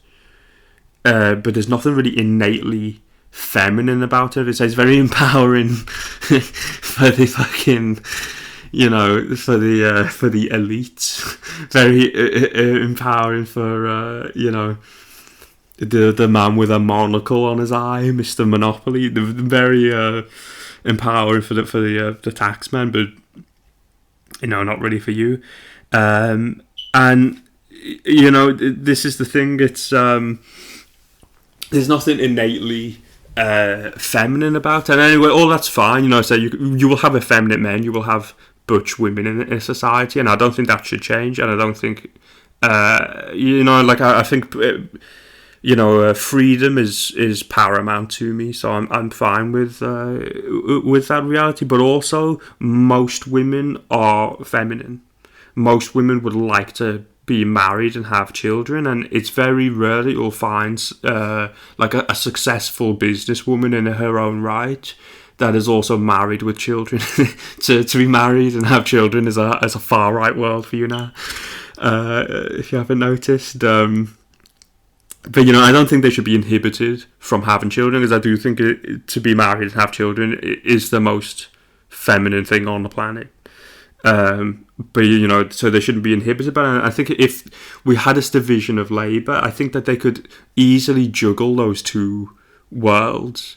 You could understand the plant land, you could grow some shit, you could make the clothes for a society. So you'd have a much more of a purpose, much more of a function, and also be able to still be a mother. Rather than it being like one or the other. Nothing you do really, really has a function. And when my other kind of like proposal here with that is I think that if you have a division of labour between men and women, maybe both would be valued by the other more. Like if you need the women if you need the plants of the land to be known, and that's a woman's job, it means you always have to respect and protect women in society. Do you understand? Like that's what has to always happen. Because they have like real essential knowledge to the survival of civilization at that point, So I don't know. I'm just throwing it in the air. Say it's not the most important thing to me, one way or the other. But I just thought it was an interesting observation while we're on talking about all this division of the schooling and everything. Yeah, let me know what y'all think. Oh, what are you saying? Women should know how to cook and to clean and know how to massage? Yes, exactly. That would be 100% preferable. And also, I would like a sloppy gooch by sunup. Thank you. Speaking of women giving exemplary blowjobs. Once upon a time, there was a whore of a mother that was going around Italy giving blowjobs to patrons of the arts, just slurping away on the schlongs, and then one day the guy was like, "Oh, please let me put in the tip, just the tip," and she's like, "No, I like to slip on the schlong." And then, "Oh, please, baby, just a tip." And then, he puts a tip inside and fucking spunked inside. And then, 9 months after that, out popped Leonardo da Vinci. And he was going, "Hello, everybody. I am the prodigal precum. And I will be the best painter in the whole world. Do you see me now, Mama? Do you see me now?" Just imagine John Cena if he was holding some stencils and was covered in spunk. This of course, being ectoplasm, your filthy animals, you scoundrel. But this is because bastards are left with an inferiority complex when they don't know where they came from. Much like what happens before with countries and cultures, as I was talking about. I mean, this is where empires originate. I think this is the next frontier of psychology. Is not the individuals, but about nations. What's the psychology of a nation? Why is these kind of like moves made to prove themselves to people? What is that about? It's like, often you'll find the craziest decisions of nations in the world is when they don't know who they are or where they came from, so they have to act in these kind of strange ways to give themselves self-worth. And this is again the same even on an individual level with bastards, and this kind of dichotomy of superiority and inferiority is a bit false because they're one and the same. This is what you will always see whenever you see someone that has a superiority complex. Like, oh, look at my excellent, I'm great at this, and they have to have this bit of a weird superiority ego thing, but it's a bit false. It's like, oh, it's inferiority. That's what it is. They feel someone at some point in their life has made them feel inferior. Now they have to try to prove themselves. And that's kind of what it is. But with Leonardo da Vinci, his mother just didn't care. She's like, "Leo, leave me alone. I'm busy." And so now he has to try to justify being a painter, because she's not interested about it. So this will lead to kind of debates within my classroom, where he'll try and like tell all of the class like how painting is actually better than all of the rest of the arts, and he does it in many ways. He's sort of like, oh well, it's more in harmony with the souls. A lot of points he makes, but one of them's, he says that if you put up a painting and you put up a poem, well, more people would flock to see the painting, because according to him, the eyes are the noblest sense. And so, I reply back to him saying, well, more people flock to your mother's taut Florentine hole. It doesn't mean it's attracting the noblest or the most sensible. And also, if this is true, that, it's just about popularity here, then, art's pretty much worthless, because we've already determined that the intelligence of a nation can be set by the government. So was that the only thing that then gives your work value? Look at all of the things in the world that's popular and not very good art. So it's very clearly not a good barometer for whether something's good or not. Just the general intelligence of the population when that's being manipulated. Another point they'll make is because people often say poetry's the most longevinous of the art, which it is, but he'll say, well, actually, what if my painting was done on copper, and this is the thing, is like you kind of become pedantic when you're making a bad argument, because really what they're talking about is a canvas. And that's all it is. And also, you would be a coppersmith. You know what I mean? That's what would actually... that's what you've actually just argued for, is, hey, coppersmiths actually last the longest. But again, it's also just a canvas. So, you could etch a poem into copper also. You just really just kind of make a bad point there. This pre-cum logic. And another one he said was, only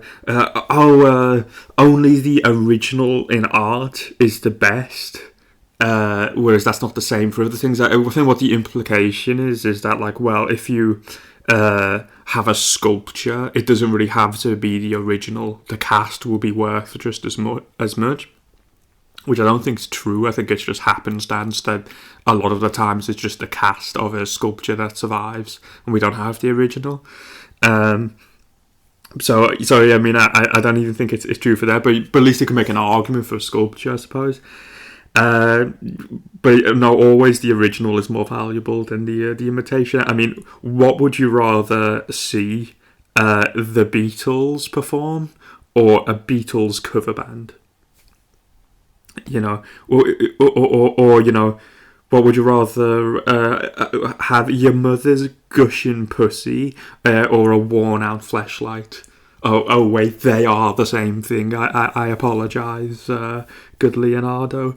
And then one he makes is, names change like stepdads, but with the language, but with forms, they always stay the same. So they're universal. You don't need to translate anything. They're all same, which is a better point than all the others. But still not great. And your mother's still a whore. But alas, in this school, all art will be taught equally.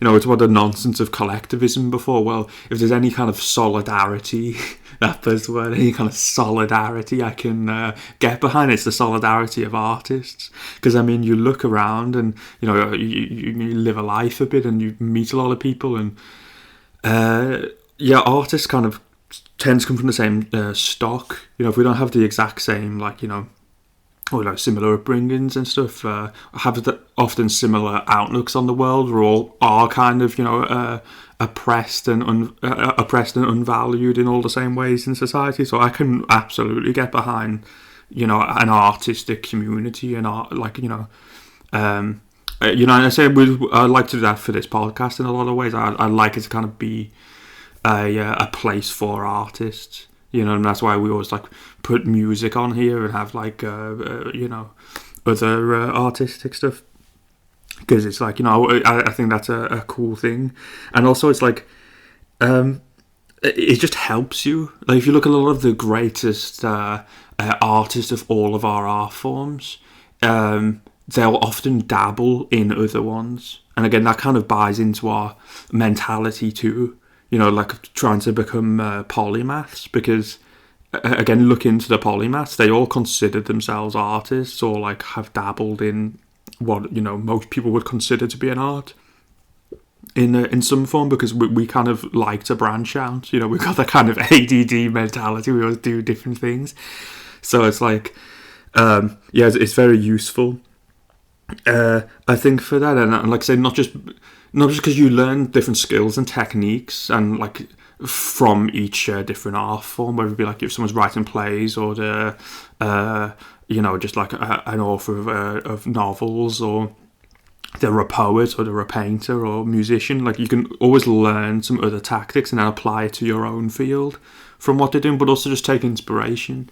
Like musicians might inspire like a poem. I wrote a poem that was inspired by one of Wagner's opera cycles, and it's like and all through, I know there'll be poems that inspire paintings, and everything can inspire each other. So I think you just kind of broaden your horizons with it. And they'll learn all of the writing forms, every style, every genre, every narrative, all the hero arcs, anything you can imagine. We're gonna make them experts in this field. I wanted to do music, and I personally have some unfinished business with music. I would like to record an album someday. I mean, I'm not the greatest. I like to think I'm a pretty competent rhythm guitar player. I don't know if you've heard the jingles on the podcast. These minute and a half masterpieces. So I have a bit of experience. I've got a lot of musician friends, and if they kind of see me as like a musician or a songwriter and this kind of stuff, because I've dabbled with that shit in the past. And so make no mistake, I am sitting on a handful of ballads right now, and if someone plays a hurdy-gurdy, get in touch. But it's just a future project. It's just a matter of money and time and stuff. But I would genuinely like to do something in music at some point. But again, it's like, it's fine if it's just like, okay, that's just like a background thing where I can kind of play guitar okay. But I will be able to take the music classes with him at this stage of education. I want to do that because I can jam. I'm quite fluid. I'm self-taught in pretty much everything I do. So it's like, I feel like this is going to be really beneficial. Have a jam, fucking chuck us a bongo. You know what I mean? Give me a bongo and I will feel absolutely comfortable in that situation. You know what I mean? Give me a xylophone. You can hand me any instrument, and I have enough arrogance and insanity to just give it a go and wing it.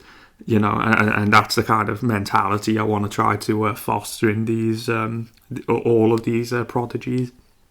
They should build their instruments also with more like reverse engineering everything. It's the same bit of like insanity for musicians of the world and whatever profession it is. It's like, do you know how to build that? And that's something we can do. It's like, if you're here, you've been put on the planet to play guitar. Do you know how to make a guitar? Why not? Why have you not found that out? Why? And that's something that will really, really make you valuable to a society. Because you can do multiple things. You can go, okay, well, I can play the instrument, but I can also make it. And then you start to find out like all about the tuning. It's like, again, it's a crash course in like theory and in again anatomy with the ear, because you'll be figuring out why it makes a sound, what the materials are like. You'll find out all of those things, but it seems like integral that if this is your profession, that you should know these things, because again, one disaster is like, okay, well now what are you going to do? You know, let's say all the guitar companies in the world go bust and there's a war or something, like what are you going to do? You know, you have to contemplate this, I feel, and in painting we'll learn the masters. That's what we want to do, master studies, and this is how we'll do all of the or teach all of the arts, really. We were talking about before about the springboard technique in PE, you know, saying like I showed them the best. I want to show them the best in all of the subjects, and I feel like this is how we'll do it. Is we'll show them the best to ever do it, and then you know, they can imitate. As we want to do, we want to get them to imitate the best. So, you know, in painting, we'll show them like Leonardo da Vinci's paintings, for example, and you know, this gives Leonardo da Vinci is the ghost child in our class, you know, insane levels of deja vu, you know, because that's all we I think I've seen this before. You know, so that's what we do for that.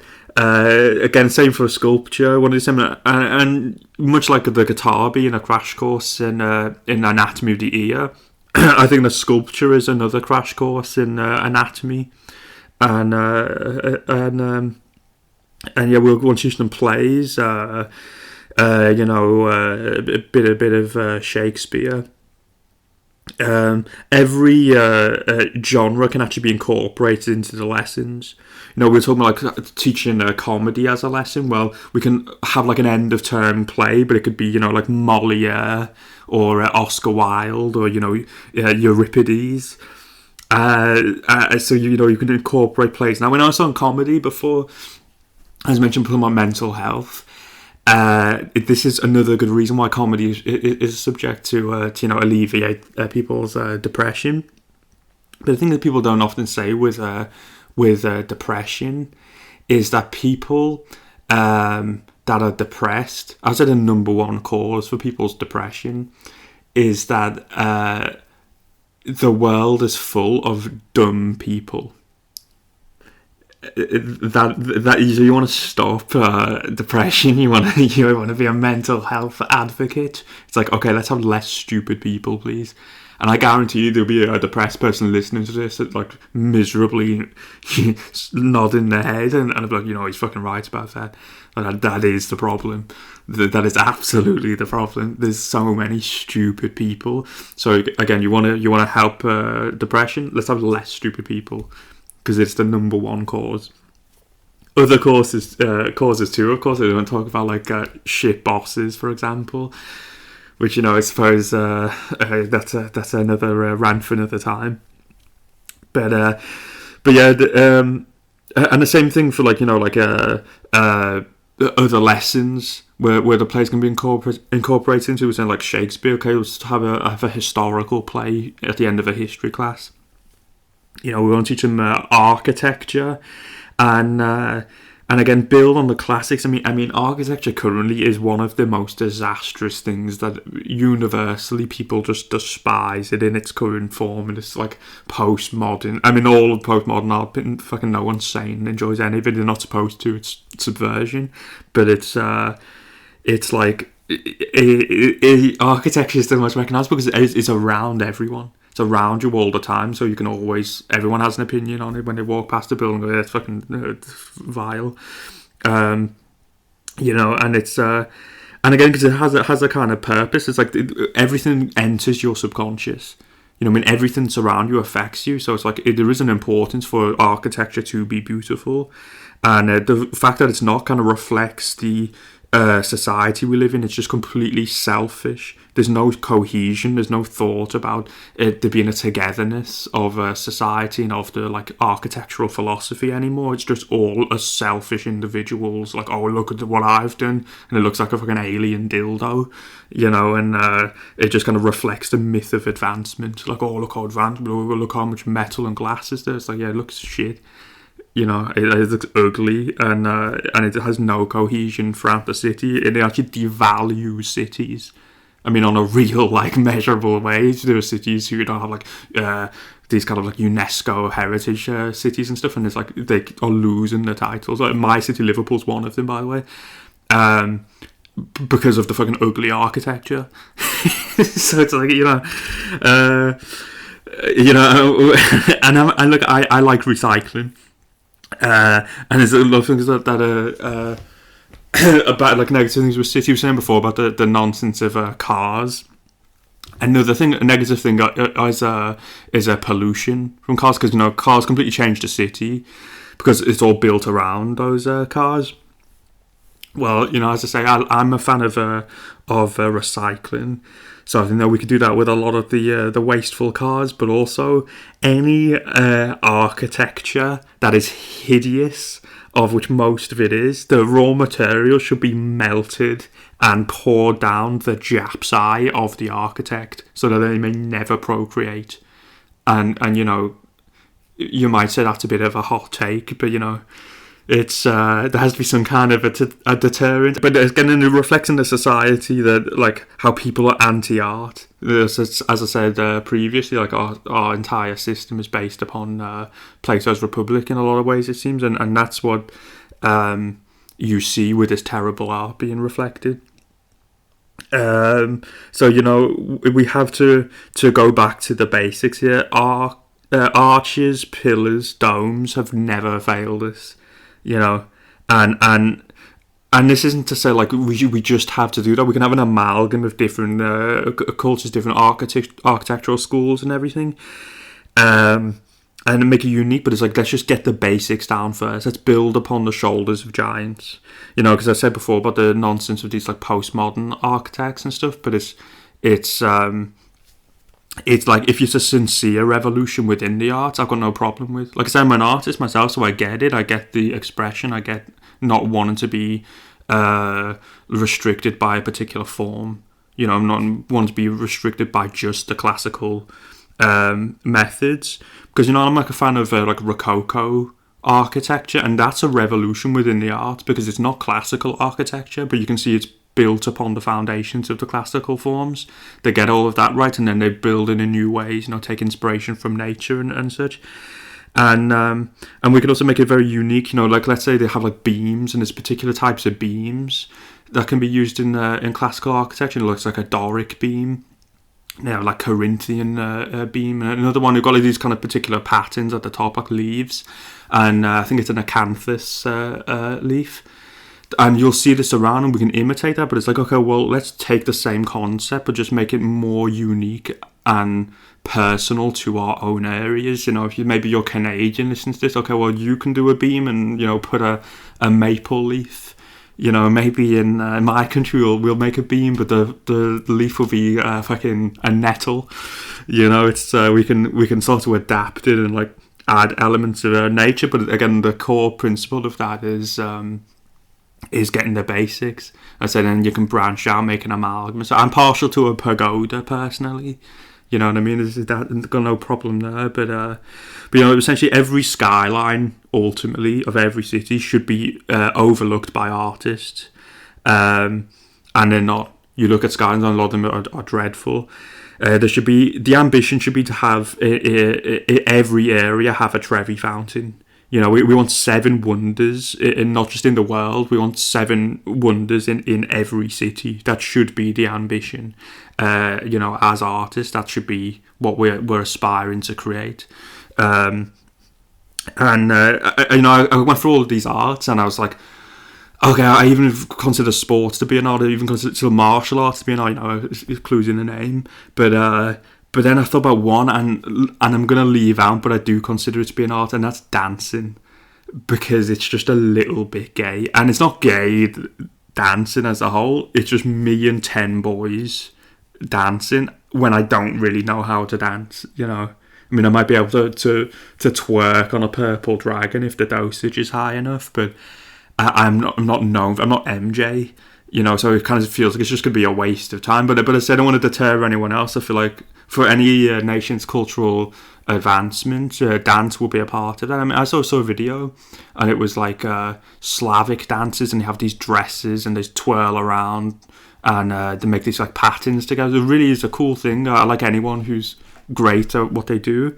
So if your calling is dance, absolutely do it. It's tremendous, and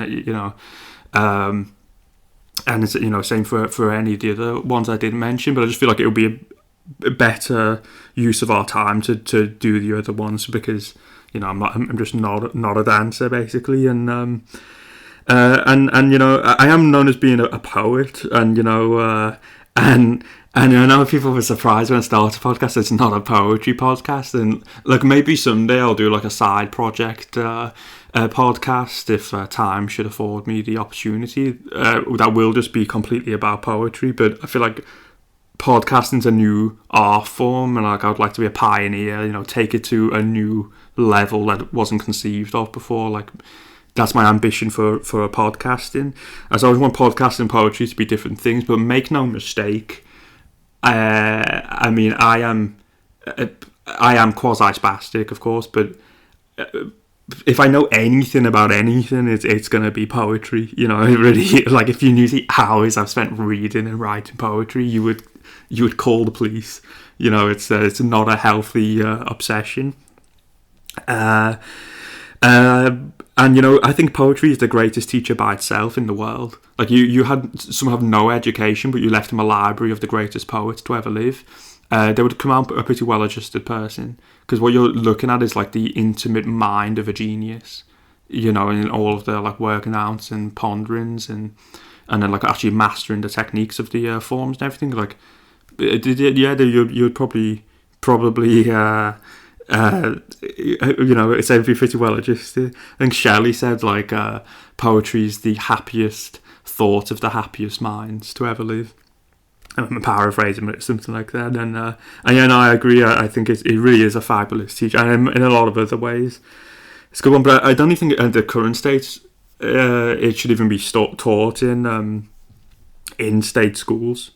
Because again, it's not taught with a canon. So like when something's not taught in a canon, as we're saying, it's subversion is what you're witnessing, and that's what it is. It's a cultural revolution 2.0. It's a Maoist tactic. This under the guise of diversity and inclusion. They'll say, "Oh, we need more diversity and inclusion. Let's get rid of this person. Oh, we need more diversity. Let's get rid of this person." And I'm saying like, hey, where's the inclusion of fucking Byron, Shelley, Milton, John Donne, Coleridge? Like everyone, there's just Shakespeare plus like the most diverse people you can think of. And so I think that the poetry basically started like 1900 onwards. And again, none of it's coincidental. It's all coordinated, but it's like, basically anyone who wants to be a part of it just has no integrity. That's what my take is on it. If someone said to me like, hey, do you want to be a part of a GCSE anthology? I'd say, go fuck yourself. Suck my balls. You need to put in all of those names I just mentioned.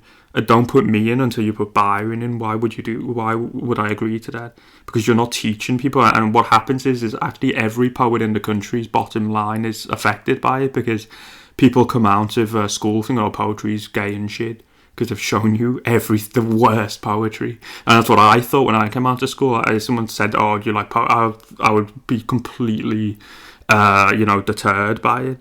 So, that's affecting people's income ultimately, because an entire nation has been put off by it. It's like, no, just show people the best from every school, all the way from as far back as we can up to now, and they can make their minds up of what style they're like. They can make their minds up, as to like who they think is the best, within like, the scope of subjectivity.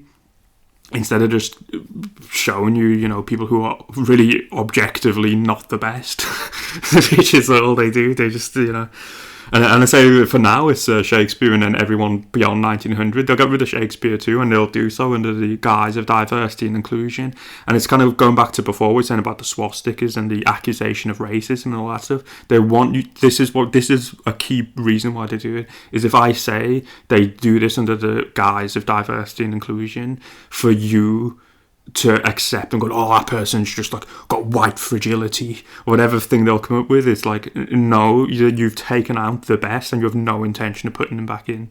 That's what it is. So it's got nothing to do with my emotions about any particular individual and whatever background they come from or whatever gender or sexuality. I couldn't care less.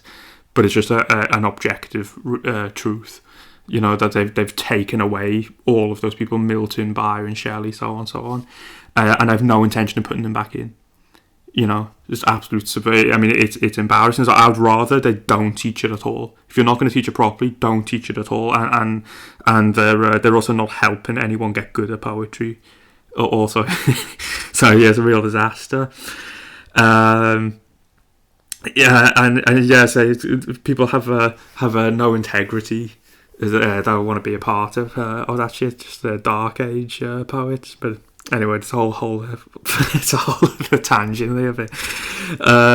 They will conquer all our forms. Ultimately, is the point. But again, our little PPC, our little prodigal precum will say things like, "But Papa." He calls me Papa sometimes. I don't know if I mentioned that. He goes, "But Papa. Painting is the best. Painting is the best. It's better than all the rest." And you know, he continues. He perseveres with his arguments. You say things like poets can't say different things simultaneously. And I had to say to him, you know, you never heard of a kenning. A metaphor. Your mother can't say anything while she's getting throttled simultaneously too, but you know, that's because her mouth's full. You know, and he'll say, poetry's limited in depicting a battle because only words are employed, whereas a painting can just depict the image of the battle outright. And I say limited. Your mother's limited in her walking speed because her stomach trails along the pavement ever since she got fucking triple penetrated by that band of troubadours. You know, your ma's a whore is basically what I'm saying. And you know, and that kind of criticism, you know, because in Leo's day it's like, okay, it would just be an image, but really what I could say an epic poem would be is a film, you know. That's what it is. A painting's like a scene from it. You can't really depict much of a backstory to it. Although I could envisage that happening someday. I feel like that is the kind of a very materialist analysis from Leonardo da Vinci here, like where it kind of lacks imagination. Which, you know, I say I can conceive of an idea where you could show someone's backstory, but generally it's not. Generally it's just like a scene of a film. So, you know, he'll absolutely shit his pants when in the next phase of our education we just, you know, study film. But generally, you know, it's actually more informative, you know, through there are films to depict those events. But you see, why is this happening? And it kind of makes me think about self-worth, and that everyone, through whatever craft they practice, kind of has to think it's the best. Because I can say, okay, well, all art is equal, and all artists should view each other as equals and stuff. But I think, but do I believe that? You know, or do I think poetry is actually the highest of them all? And it's like, yeah, I probably do think that. I think everyone has to for your own sense of self-worth. And like I say, Da Vinci dabbled in all of the arts too, but you just kind of know them as being a painter. And it'd be the same to say that the polymath mind that we have, you can dabble in multiple things, but you're only known for one of them. Like my namesake Picasso is another example. Like he's known as a painter, but he was actually a poet and a singer in his life also. So you kind of dabble in these things, but you have to at some point go like, oh, but this is my main shit, and I've got to justify doing it. I think that's also why you get with these kind of frivolous jobs we spoke about in the last episode, just like globalist menial jobs for big corporations. Is like then that's where people's self-worth comes from, and it just comes purely from tax. You ever meet that guy and he's just like, oh, I pay my tax, I'm a taxpayer, and it's like that's all the entire sense of self-worth comes from that, because they can't go like, oh, actually my job itself by itself has value, so that's why you get that kind of breed of person. But I think the same for all artists. I think art will save the world. It will not be politics. With politics is that you have one side versus the other side. Like it's intrinsically divisive by its very nature. So you can only get like the same rules whether you prefer left or right, and you go, okay, well, want this more, want that more in the middle, whatever. But it's like, art is completely outside of the system. Artists live completely as outside of the system as you possibly can be. It is what we are, like philosophers, and we'll, get into the philosopher nature of artists in another phase of the education. But, as I say, it's an interesting thing that I think this, it's a popular thing to be self-deprecating when you're not. Oh yeah, it's not important what I do, but it's like, no, it actually is. It's the most important thing on the planet, and say this is just kind of a symptom of living in an anti-art society. I mean, you'll have people and they'll be saying all the time like, oh yeah, we need to fight the culture wars. And it's like, but then they'll simultaneously tell you that to be an artist is not a real job. It's like, okay, find me a single fucking culture you appreciate throughout any period of history that didn't value art. There's zero. They do not exist. If you don't value art, your society collapses. They go hand in hand. Your entire culture comes from art. The severe lack of culture you see in the world is from a severe lack of real artists, the appreciation of artists. They go hand in hand. You can't fight a culture war and then have no culture. No, like it's not possible, you see. But say the reason for all this, the kind of anti-art age that stems from Plato's Republic and everything like that, is that what we're dealing with is a tyranny. And a tyranny is an exclusive group, and it's gonna get very spicy in the coming years, because it becomes ever more exclusive, and people go like, oh, actually, am I even going to be a part of this end game? Why am I doing the bidding? So it's going to be very exciting, but it's an exclusive group, and they want a monopoly on all perspective. And this is why bastards make great artists, because we just don't respect authority. So, I imagine through the breakup of the family, it's like the conditions are ripe for a golden age. I wouldn't be surprised if there's millions of poets in the next 50 years in this nation. But, so it's what they don't like artists, because artists are nature's counterweight to the misery brought about by tyrants. So, if they say, oh, you have to take this particular thing seriously, we can satirise that thing that they say you should all be taken seriously.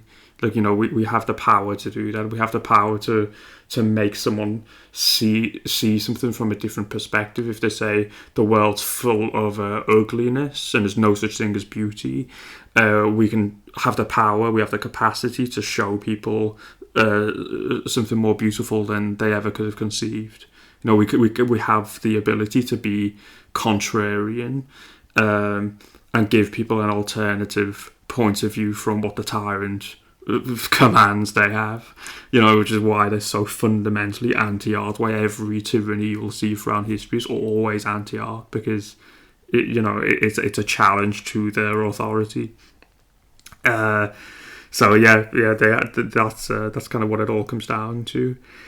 But anyway, I say Leonardo da Vinci tries to say like, oh, he thinks painting's the most important art form.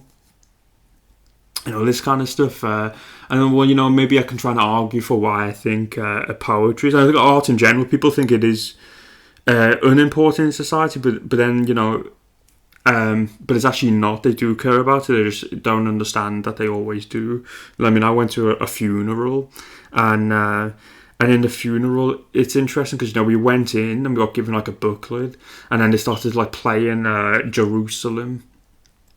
And the lyrics of which is just like a poem written by William Blake, and we read a booklet and it was all psalms, and one was like Psalm 23 against a poem.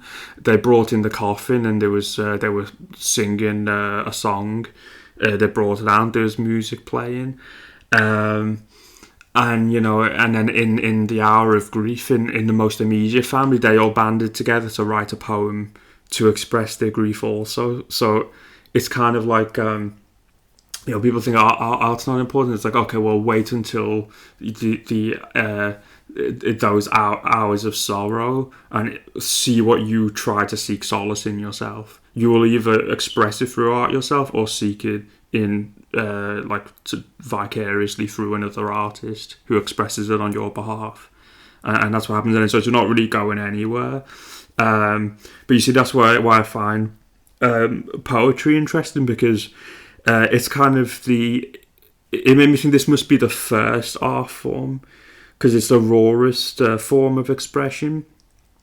Because, not everyone can go like, oh, I'm in my hour of sorrow, I'm going to paint, I'm going to play some music, because not everyone plays an instrument, not everyone paints, but everyone can kind of attempt to be poetic. And it made me think it must be the first, and then I think it must be the last also, because it doesn't require any tools. And it kind of, which is why I think memory is important for the class, my little tribe of scholars. That we must really have a memory be important, because then the works can always survive in the mind. It really doesn't matter. They can burn all the books. If it's in our minds, then there's really nothing they can do. It will always live on, and this is why it does have the most longevity. It really does last the longest. I mean, this is a great thing for your mentality, because you're real stoicism when you're into poetry, or when you're a poet, because you start to see the world in terms of hundreds of years and thousands of years instead of in short-term blocks. Because it's not like a hyperbolic or like arrogant or like an overstatement to say like your work can last for hundreds and thousands of years. It's like that should be the expectation. The expectation, like literally, that is how high the bar is set for poetry. It's like you're competing with people who've lasted for thousands of years. So it's like that's just the expectation, and it's the hardest, I think. I mean, you've got to be like a scholar, a historian, a psychologist, a philosopher, a comedian, like a spiritual guru, a wizard, and you can be all of those things for the other art forms, and you would be a better artist of any of those things. But it's like, this is non-negotiable. Like, if you're none of those things and you just master the technical elements, you're a mediocre poet. Whereas if you master like the technical elements of carving anatomy, for example, in sculpture, you can be a great sculptor and go down as a great. That's not possible with poetry. So it's the highest expectation. It's the hardest. I think if you went into, get pedantic with some mathematical permutations, I think it's probably more than any other art form I play. And it's the hardest life. I mean, fucking heroin addicts get told to conform less than poets do in our society. You could have a needle stuck in your arm and no one will say anything. No one will say a thing about it. But you say you fucking pick up some Coleridge. Oh, you got to pack that in. Like, that's not going anywhere. There, it's really bad for you. Like, and the other point here too is that every prophet must be a poet. I mean, we talked about people living on the outskirts of society, none more so than poets. It really is the hardest life for many of them, but which means you're on the furthest edges of society, which means you can see what's really happening in the world, because when you're in the thick of it, it's very hard to even have the time to look at it. So I think that's the only thing, like someone who comes and gives any kind of wisdom to people must be a poet. And this is kind of evidenced by everyone's religious books.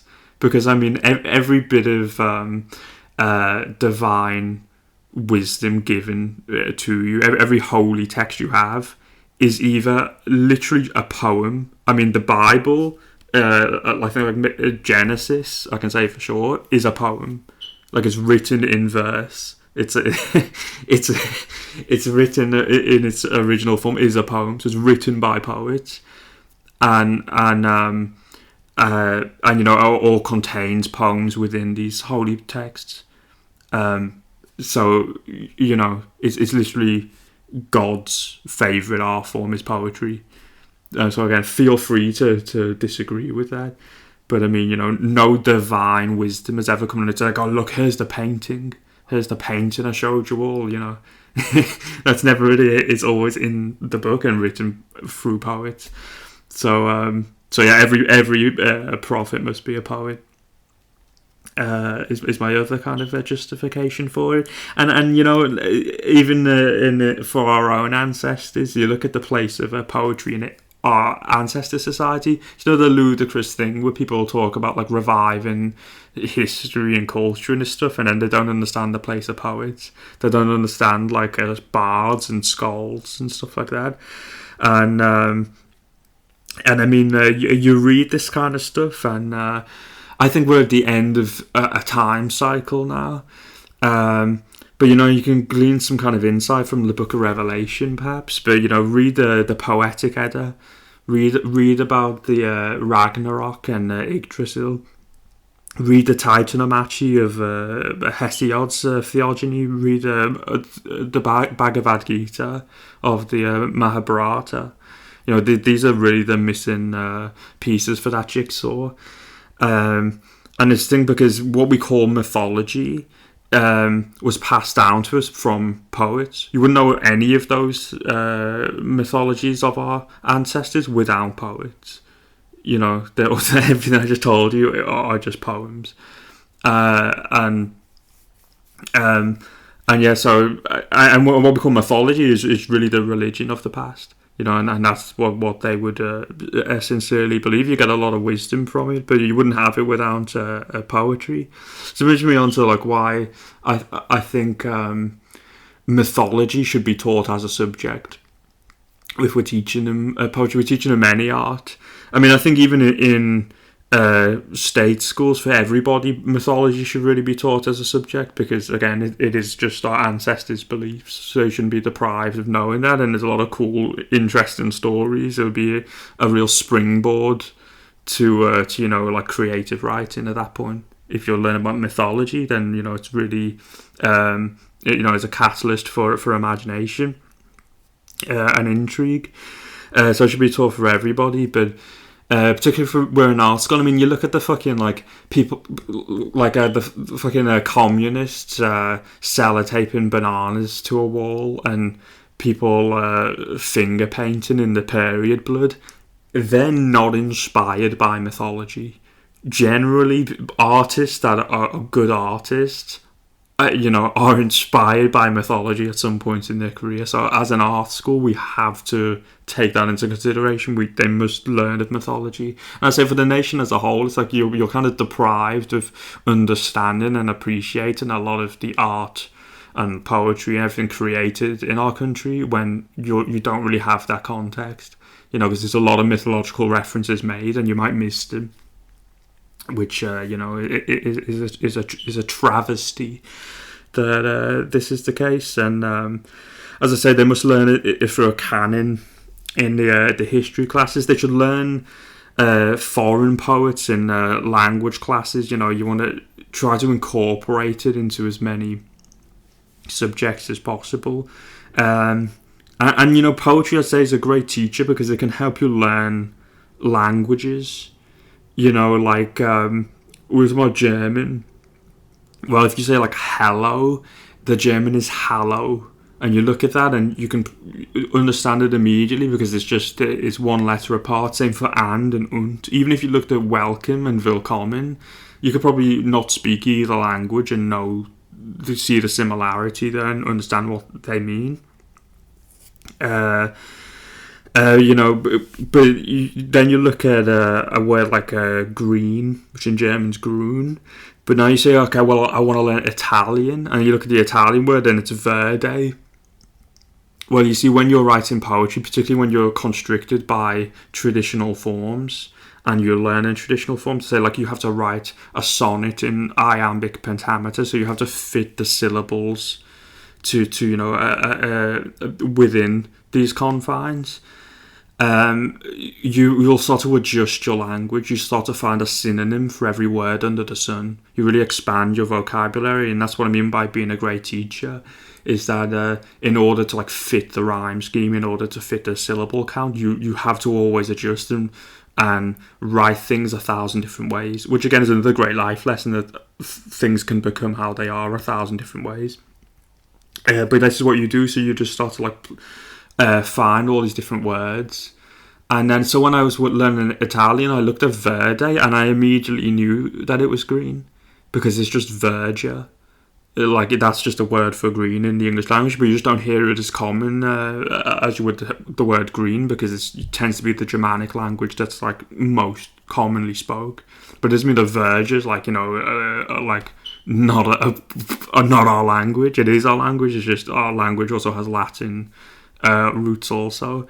So, you know, and that's kind of my advice to anyone who's from continental Europe. If you're learning English and struggling, read English poetry and you'll probably understand it much easier and then end up speaking English better than half of England by the end of it. You know, you're also getting in the habit of writing every day. So I want to normalise the routine, the adult routine as children. And this is what I kind of learned from artists. So like people who like draw, is they'll just like sketch eyes every day, you know, and I'll think like, yeah, why don't I do that? And then I just start to think, okay, I will write a couplet every day, and that's kind of you know, just an easy thing to do, to wake up. It doesn't have to be a part of a poem. It doesn't have to like build something by itself. Just literally just work on a couplet, just improving your craft. And you know, only in the past year have I started to do that. But you know, it just makes sense to always be trying to improve. They should imitate every possible form. I want to have them writing sonnets, odes, fucking villanelles, pantoums. You name it, a couplet, a quatrain, a fucking, you know, maybe even dabble with some haikus. You know, they must be able to imitate every possible form, and by the end, innovate their own forms, because it's easier to innovate once you can imitate, and both are natural to the child's mind also. So, yeah, let me go through the goals of what this phase are. I mean, we want them to be able to survive in case of a disaster and preserve civilization. This is, you know, it should just be the core, you know, principle of this phase of their education. Like this should be, you know, so it's just baffling that it's not already being done, but. Well, whatever, you know, we should be capable of emulating the greats. I want us to be knowledgeable of all the forms and all the canons. Should invent their own forms. I want us to be multi-instrumentalists. Also, you know, they should be capable of writing their own songs, performing with others. I want them to be, you know, capable in whatever art form I teach them, well aware of the greats, but to build upon the shoulder of those giants. And to all of the peripheral subjects, by the end of it, they will be educated to a rudimentary GCSE level, because I would say that we're probably like 4 years behind where they should be in school, because they'll graduate like age 12 here. And so I think, we're maybe like 4 years behind in our state schools right now, because we spend fucking like 4 years dressing as butterflies and making gingerbread men and learning absolutely fuck all. The jelly junkie, he grins like a monkey, because his spunky funkiness will never cease. But the cynic, he's a killer cute winner, but I don't care what you say, I'm finding my way to peace.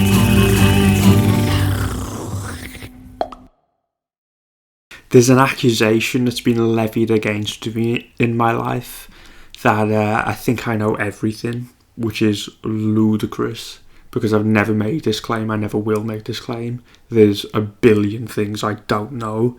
Many of them are big things that I don't know, but some of them are little things that I don't understand.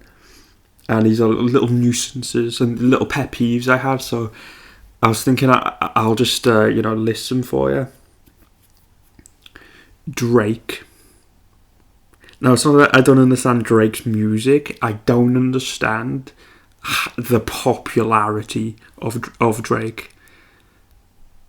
Because I've been told to get on Drake a few times. People are, oh, get on Drake. And then I check it out, and it's as if, like, if someone had sent me a song by Drake, I would think, I said, it's an up-and-coming artist. I would think maybe 10,000, 50,000 views.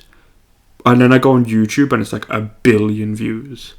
And everyone's like, it's the best thing in the world. And I just feel like an alien.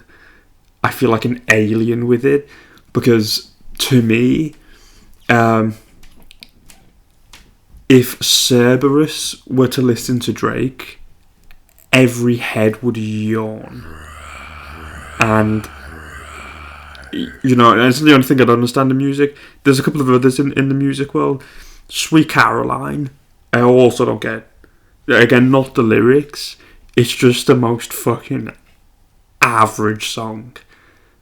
It's the most vanilla song, and I don't understand why it's in any sports game at all. It's the least sporty song, and I've never heard anyone in my life say, oh, you need to listen to Sweet Caroline. No one recommends Sweet Caroline to anyone, so how's it being played everywhere, in every sport? Where did that begin? And everyone loves it. Oh, so good. The lyrics that aren't in the song. So no, I don't think anyone likes it, but it's like, why is it everywhere, and why does everyone appear to like it and go along? It's baffling. And the worst one of all, from the music ones that I don't understand, is the fucking Pogues. It's poo. The Pogues on Christmas. Listen, there's a prostitute in the third world right now that's never seen a father and is withdrawing from heroin and hasn't had a sandwich for 6 days, and she has more happiness than I have when the Pogues come on fucking Christmas. And I've said that since I was 7 years old. Because it comes on. And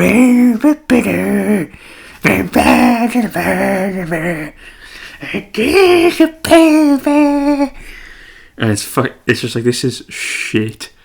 This is the epitome of shit. when I was going, I love the Pogues. The Pogues are great. What? What's happening? Has everyone just fucking smoked crack? Like, I don't understand it. It's not good, and I feel like, for all of these things, I feel like I'm the normal person. But yet in the world, I'm the weirdo for thinking these things. I don't get it. I don't get any of them. Another thing I don't get, and this is a bigger one than those, men that call other men baby.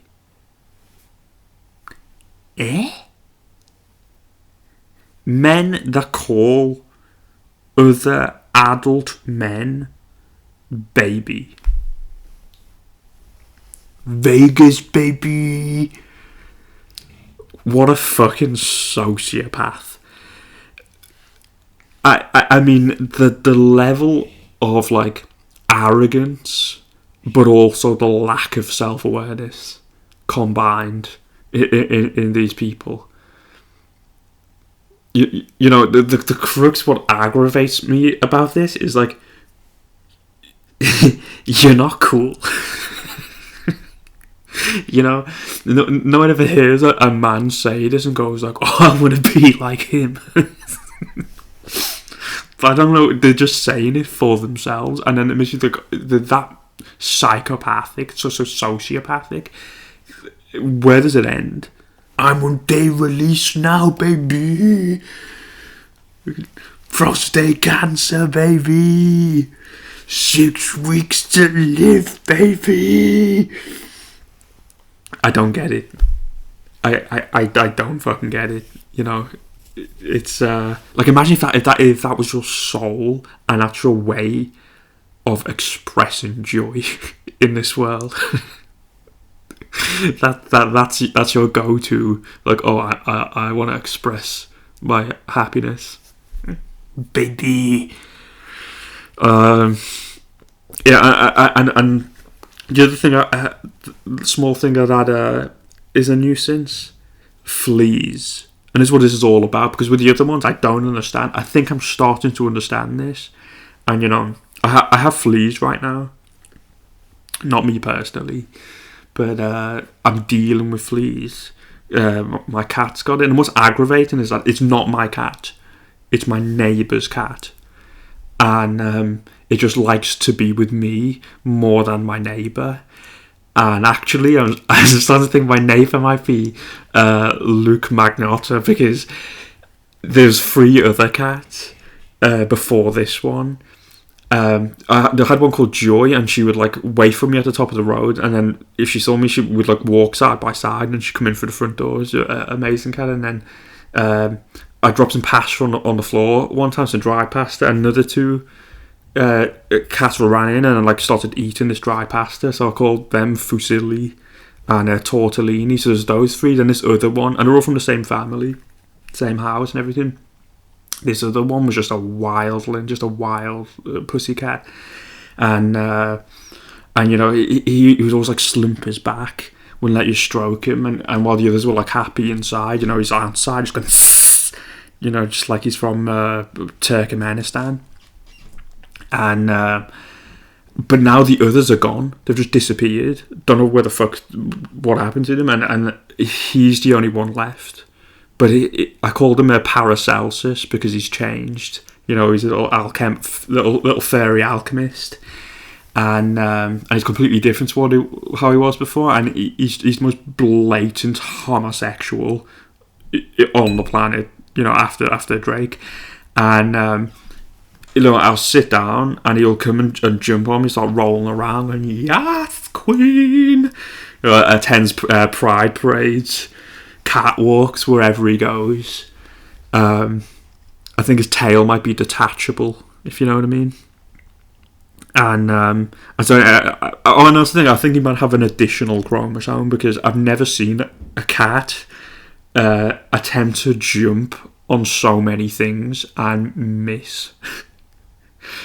But yeah, because of this cat, I have fleas now, and it's an interesting thing, because it's like you start to think about the sanctity of life, and, you know, the purpose of life, the creator, all this kind of stuff, because, Like, this thing's just been created to suck blood, you know.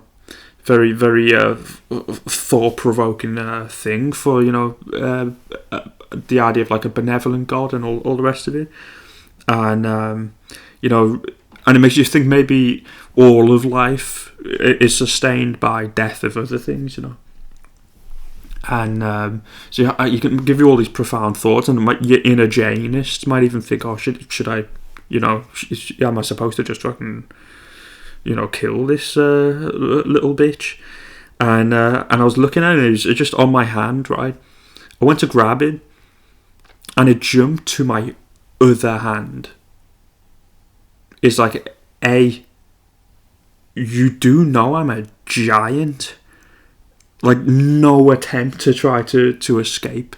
Just sheer arrogance and lunacy. You know, I think what's going on in that creature's head. You know, do you think you're going to eat all of me? I mean, and another thing with fleas, there's complete lack of humility. They never say, like, oh yeah, I mean, I'm sorry, I don't like this any more than you do. I've got to survive off blood, so let me just take a little bit off you and I'll go to someone else, and I do apologise. You'll never hear a flea say that. They just try to always eat everything, no apology. You're always a flea is never full. They're always feasting, just a perennial feast, thinking they're gonna eat all of you. And then it made me think, maybe fleas aren't even visible to the human eye. The only reason why we see them is because they're all obese. You know, that's what that's what a flea is. And it made me think, what soul, if we were to believe in reincarnation, what kind of a soul, what kind of a man becomes a flea in his next life? And I have a little theory of who I think it might be. I think it's men that eat period pussy. Because, well, let me say first, periods are my least favourite thing about women. Like, if you're not my girlfriend and you're on your period, you're bleeding, cross the road. You know, we're not going to stand for this shit post-caliphate. You know, get your act together.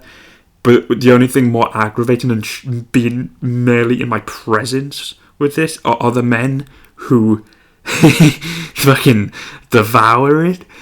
And, your lads, it just tastes like money. You taste like money. Yeah, a well-respected cuisine of metal.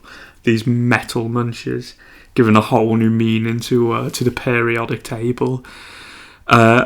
And I think that, like, this is like a masculine thing, like it's a macho thing. Most beta shit on the planet. Like, listen to these two worldviews, because these two thoughts. Because this is what I do when my woman's on a period. This is what happens. It's been like this for every relationship I've been in. Is I go nowhere near a pussy because, you know, there's blood oozing out of it. So what we instead decide to do is we say, hey, this is going to be blowjob week. And then when it comes to the end, and she says, it's over now. I say, great. And then I sodomize her for a couple of days. Because it's never true. That's always a lie. It's never over. So, you know, she gets sodomized for a couple of days. That's my life. So you know, that's one worldview. Now let's listen to the other person's, and you can decide for yourself which is more masculine and which is the more logical thing to do. So when they're on the period with me, blood oozing out of him, I say let's go nowhere near that. Instead, let's get a blowjob and then, you know, a bit of anal sex. And what they say is, we will do none of that. Instead, I'm going to lick the blood. What? This is you are a beta with bravado. That's it. And by the way, she has no fucking respect for you because she'll be looking down at you while you do that and going, I can't believe he's actually fucking said yes. You know what I mean? I'm going to cuckold him 2 months from now, and if he does that, we're getting a divorce. Because this is insane. Why on earth is he going along with this? What a loser creep. That's what she's thinking. What an absolute fucking inbred. You're just fucking lapping away at these fucking bloody eggs. You know, well, I don't care, you know, I'm a man. Beta. And the thing was, with Easter, like I said before, I kind of think I might have figured this out because I had a cup of tea and I put it on the floor, and you know how like fleas kind of congregate in the carpets and shit. Well, I put the tea on the floor, and then when I picked it up, there was 3 fleas in there just chilling, dead. You know, so I'm thinking, do I have this kind of Jonestown colony? You know, if she doesn't fucking love me anymore, I'm gonna do it. Like, fucking jumps into it. Or like, and then I thought, maybe they're just attracted to the heat. You know, and that's what it is. That's like they're just attracted to the heat. Like, it's all heat sensors or something, and that's what it is. But then you got to think, how fucking dumb do you have to be? What a fucking dummy that you can't tell the difference between my divine blood and a cup of chai. You know, that's why you're drowning with your wife and daughter in a mug of Twinings. You know what I mean? And I'm a fucking humanoid, and yeah, this thing is like, I don't know everything, but you know, you got to observe in life. There are some things you can't know. You know, just because you don't know everything, you don't have to know everything. Just try and learn, and that's what the world is about. Though I'm not great at introductions, while the pendulum swings slow, I will swallow my reluctance, and so here I go. Here I go, here I go, here I go, here I go. What's your name, what's your number? Together we can conquer this rock. If I put 2 fucking fingers inside of your pussy and 2 in your eyes, they'd call it the Spock. I would have the whole wide world safe in my hands while the rough seas tremble below. We could live long and prosper, baby, with my fucking hello. And then your eyes would say,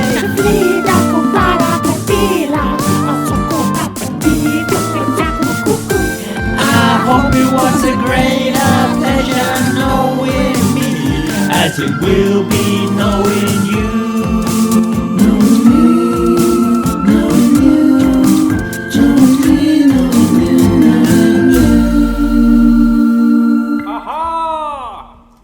And now the time has come to listen to the madness of the masses. If you'd ever like to contribute to this part of the podcast in future episodes, do make sure to send your questions and suggestions, music, videos, links, kinks, nipple clamps, and even postage stamps to pabulum@gmail.com, and do follow me across all social media at pabthecrab. We begin with our first submission. King, I present to you the wonders of feminism. Let me know your thoughts. And he's left us a little linkage. And this is a bunch of women before and after feminism. So let's give it a little gander. Yeah, she looks cute. Starting off well. A bit of Mickey Mouse on the go. So you see the wonders of feminism has in store for her. How is that not just a 12-year-old boy in the showers showing off to his mates? I swear, lad, I've got 6 pubes as well. But it's just so far from being attractive to a heterosexual man. That is an unfortunate transition. She doesn't have much going on. There's not really much to say here. Well, it's crazy how times change so fast, because I remember, like, I had a friend when I was growing up called Meatball. I was maybe like 10 years old. He's more my brother's friend, to be honest, but he's like a year in between us both. And he used to like ride around on a little like electric scooter and like shake his ass side to side and like go past. When he went past like a student, he'd like pinch her on the ass and go beep beep. And they'll just turn around and like most of them would just like laugh it off. They'll just go, "Oh, he's just what a cheeky chap." And in fact, I think that's what a cheeky means. I think that's the etymology. It's a squeeze of the buttocks. It's where the cheeky girls going, "Oh, we are the cheeky girls. You are." Kill the swan, drink its blood. Like with those is like, I think that's where it kind of comes from. I have a memory of him also, and it is one of the funniest things I've ever seen. But I mean, I'm pretty sure it's a hate crime now. But I remember we were again about 10, and he was just chasing a rabbi with a piece of ham. And it is honestly one of the funniest memories I have now. Of course, I'm not encouraging anyone to do that. I know there would be Jewish people who would like it, but it's like I want to try to justify the humour in it, because it's kind of like if someone was wearing a toupee and you saw a child take it off the head. Like, it's crazy. You never tell anyone to do it, but if you saw it happen, pretty funny. And I have a memory of Meatball doing this, just chasing this guy with some honey roast, just going, fuck you, just like slapping it away. It was pretty wild, pretty funny. And I say that's same to a change in times. The bum squeeze, that's sexual harassment, or you'll get 10 years in prison for that. The whole chasing a rabbi with a slice of ham. That's what they call a hate crime now, which when you think about it, a little bit peculiar, because there's such a thing as chorophobia, which is the fear of cheese.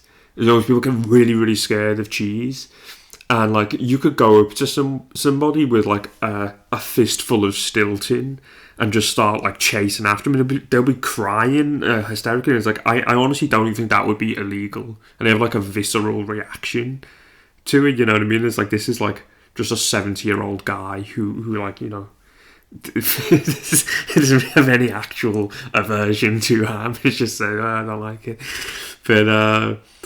but yeah, and I mean, it also makes you think about the whole concept of a hate crime. I mean, if you were to rape, kill, and eat a baby, as long as that baby is a white British baby, that's not a hate crime. There's no hate. There's no hate involved in that crime. Apparently, that's not hateful. But chasing a 70-year-old man with some honey roast is, it's almost as though the whole thing's designed to make the native population second-class citizens in their own country and create a two-tier judicial system. I don't know, just throwing it out there. But another thing about Meatball too. I remember we went to football at like Mather Avenue, me, him and my brother, and every time we'd go to play a game of footy, we'd go to Subway afterwards. So we were chilling in Subway, and then he starts going, "Hey boys, come in here." And then we went into the bathroom, and he'd just taken a fucking massive shit on the floor of the Subway bathroom, and I got like one of the wooden forks and just like stabbed it in the middle of the shit. That was the thing he was known for a little while. And you're getting banned. And anyway, she looks the spitting image of him if he had a fucking toothbrush on his head. Next. Yeah, I mean, not really much even going on here. Let's roll on. I mean, have you never heard of A4? Is A4 out of the question? I mean, it's a beautiful mandala. I mean, I kind of want to colour it in, but I mean, just use A4. I mean, that one's scandalous. She looks really nice. She looks cute. Let's see how she's been adorned. Oh, she hasn't been. She hasn't been. But I've got to say though, she's not that bad. She's fixable. I mean, there's no improvement. Don't really know what's happening with the eyebrow, but there's it's like that's all this really is. It's just like a bad haircut, like some things. But she doesn't look too far gone though. I think she's savable. Oh wow, she might be the best one so far. This girl. Let's see what she goes to. You see, she isn't that bad either. Like, I mean, I don't think her life is going to be significantly affected. Again, not an improvement. Is that a fucking tattoo of a of a uterus of some ovaries on a leg? That should sound like a ridiculous thing to ask, but in the 21st century, that is a poignant question. I honestly think it could be.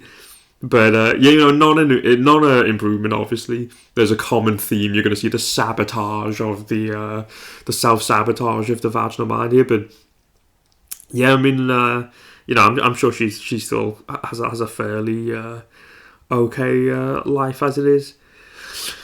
You see, again, she's high up. She's like an 8 or a 9. That's it's a good start. Let's see. We'll see what. Oh, fuck off! Fuck right off! How is this even legal? What I mean? Have someone not intervened at any point, and we're just letting this happen? People are just looking at that and going, "Yeah, go sis, you go sis." And it's like, this is just cruelty. You know what I mean? Like she's literally gone from like a 9 to a 0 without even exaggerating. There's a legitimate 0. You know what I mean? She approached me out like I'm fucking asexual. You know what I mean? I'm now asexual. That's the consequence of this of this fucking style change. I mean, honestly, she looks nice, right? But I can already see she's a little bit crazy. You know what I mean? I can just see the face. This one's going to be a feisty one. What did I fucking just say? You know what I mean? What did I fucking just say? I mean, I know people push back on me with my whole critique of tattoos and everything, but like, ignore my advice at your own peril, because that is always just one bad anal from becoming that. So do tread safely. Okay, well, now we've got a trad woman, it seems. She's looking pretty trad, I would say. I mean, can't wait to see what's going.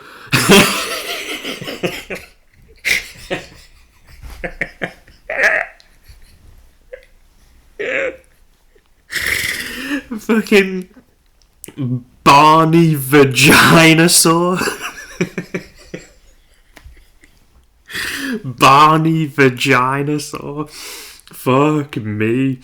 That is a bad one. That is rough.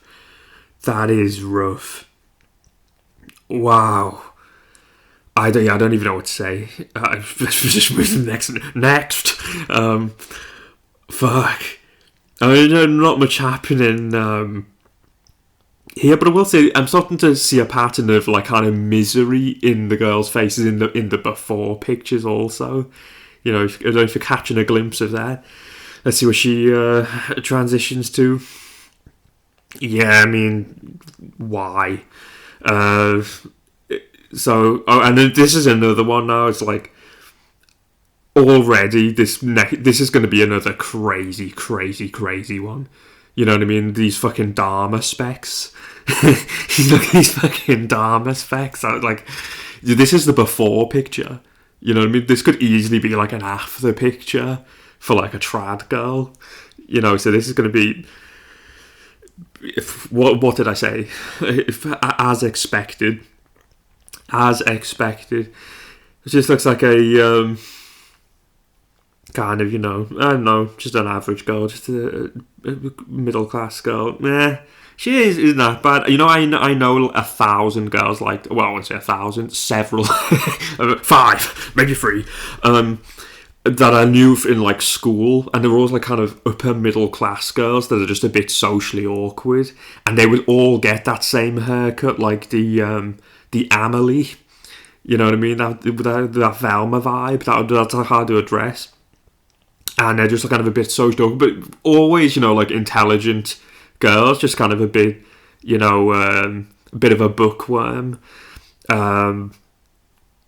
Yeah, but I mean, she just again, none of these are an improvement, as you know, you should see by now. But it's you know, she isn't that bad. I'd say probably a nice girl, probably intelligent. She a tad emo. By which I mean Emo Phillips. If you know, you know. Let's move on to the next. Again, not much happening, which is another pattern. That sometimes it starts off, they're not in a great place. I mean, just play through in your head the conversation of this girl's first love. You know what I mean? Like, oh, do you remember the first time we met? Oh, how could I forget it? I was, I was of course first drawn in by your sideburn. Your solitary blue sideburn. I was swept away. I couldn't think of anything else for the next week. It's, yeah, I mean, maybe a little bit too harsh here. You know, maybe it's just on a dimension to my thinking right now. We're on a different wavelength. Because if you look at that eyebrow, it kind of matches the side that, like, you know, that little shade, that little patch of skinhead. Okay, yeah, not bad. Started well. I don't even think that's the same. That's not even the same person, actually. You know what I mean? Like, let's go back and let's get a little side by side up. That's not even the same. And this is fake news. I'm starting to doubt this article now. You know what I mean? Look at the fucking schnoz on that guy. Look at that. That's literally just like a 12-year-old fucking Jewish boy, and that's just like a Brazilian girl on the other side. Like, that's not even the same person. You know, I'm disappointed now with all of this. Okay, we'll maybe do a couple more. Again, nothing major one way or the other. Just kind of an average kind of nerdy girl here.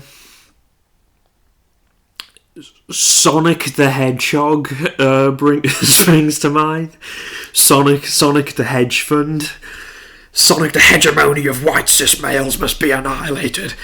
But she looks nice though. You know, she looks friendly. I'm sure she's you know, she's having a good time still. Again, not an improvement. I should probably stop saying it, but it has to be pointed out. It's not it doesn't seem to be helpful for her. She's probably happy. She's got a nice smile. You know, she's but she's ill. She's ill-advised. Fucking bubonic the hedgehog. Okay. She's another one. Actually, she's kind of like a real like, I won't say my type, you know what I mean, but she's got like kind of rabbity beauty, if that makes sense to anyone, you know what I mean. She's really cute but also beautiful, kind of mixed together. You know, she's high up, you know, a good 7, 8. Yeah, again, this one isn't that bad, to be honest, and honestly, this one might not even be a feminist. You know, I mean, I'm highly skeptical since the last one. I mean, this is she might just be a stoner. You know what I mean? She probably listens to the pod. Like, again, I mean, it's not an improvement in any of the changes that are being made. You know, I mean, if I was 5 years old, I'd want to eat her hair, but you know what I mean. And I don't approve of that ear shit either. You know, all body modifications, as I say, are a symptom of the vaginal mind, and thus societal collapse. You know, that's what kind of thing tribes come back to. You know, when you see tribes, like if there's a nuclear bomb that explodes, you know, you see there's like lip ring tribes in Africa, like that. This is what would happen if a nuclear explosion happened. You would be left with like all these like loose ear people, and you know, everyone go like, oh, that was like our ancestors, like. But this is all it is, you know what I mean? We're witnessing all of this in real time. And don't think people aren't going to start fucking those ear holes. Don't think that's not going to... That's what I always think when I see those lips hanging. I was like, I wonder if the husband puts his cock in a little figure 8 cock lock. You know what I mean? I'm telling you, that's the next progression for pornography for Zoomers. They're gonna start fucking those ear holes. And that is the next frontier, or the back of the ear if she's if she's high enough. Okay, next one. I mean, she's really beautiful, obviously, but it's like, can you not see the sadness already? You know what I mean? Can you not see the sadness already on the face? I mean, this is starting to feel dark, to be honest. I mean, let's just see what it becomes. Yeah, obviously it wasn't going to be great. You know, fucking skinhead armpit combo.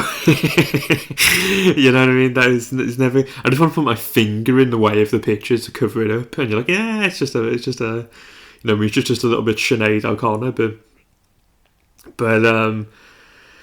I mean, the thing is with feminism, I've had a feminist girlfriend before. My first girlfriend got taken into the cult of feminism, so I have a little bit of experience with it all. When she went to university. So I am like, you know, I'm not completely ignorant on feminism. I am aware of it, and they prey upon sexually abused women. And again, when you look at the face, you're like, well, you can kind of see the trauma on the faces already. You know what I mean? Because if even if you look into the founding mothers of feminism, do a little early life search, you will find that they were all sexually abused too. So really what's happening is you're following the philosophy of sexually abused women, and one of the archetypal kind of symptoms of sexual abuse is, I know, say, promiscuity. And so they push all this stuff and they kind of normalise it. It's like, in reality, you're just following the philosophy of sexually abused women, and it really appeals to women who they themselves have been abused. And I mean, yeah, like I said, let's get it off. So to bring the mood down with it all, but you know, this is the importance of safeguarding family and society. This is why all feminists say, you know, going way back to the beginning up to now, the end goal of feminism is to destroy the family. You know, because as I've said before, when you destroy the family, the likelihood of someone being abused increases 1,000-fold. So they can just then farm new recruits from generation to generation, because it's always going to lead to more and more abuse, and it's a ideology that attracts abuse women. I say my first girlfriend got indoctrinated into the cult of feminism, and it's it's an interesting thing because they all like follow the same philosophies on the world. Again, with it being globalist, they all follow the same stuff. So it's funny when you speak to one of them because like, oh yeah, I really like Michel Foucault. You're like, oh yeah, imagine my shock. Imagine my shock. But yeah, and it's also surreal because if this was like ISIS that are that had a plan and they were like, hey, we're going to infiltrate all of the media of a foreign nation and we're going to infiltrate all of the academia of a foreign nation, and our end goal is to destroy the family and like, take away the kind of daughters and mothers and wives of a society. Everyone go, oh, that's fucked up, that's so sinister and so evil. And it's like, it's no less it's not going to damage society any less. It's just people go, well, look at them. look at Barney vagina. So that's who cares about it? But it's no less dangerous. And again, you should think like, why are there zero politicians opposing any of this? You know what I mean? It's like it's not good. You have to support the family. I'm pro family, but like, as I say, I don't want to go after the girls so much. We can have a good laugh about it, but they all have souls. I hope they, I hope they're having a good life. Anyway, you remember last week when I was saying like, oh, the podcast is picking up steam now. We have like 20 people who wrote in. This week we had about 2 people. We only got a couple of people. I mean, I don't know what happened. I think it's because, well, some of it's just like posting times. I've not been that active and all that kind of stuff. And also, I expect it because it's early days, so it's it's always going to be a bit of a roller coaster.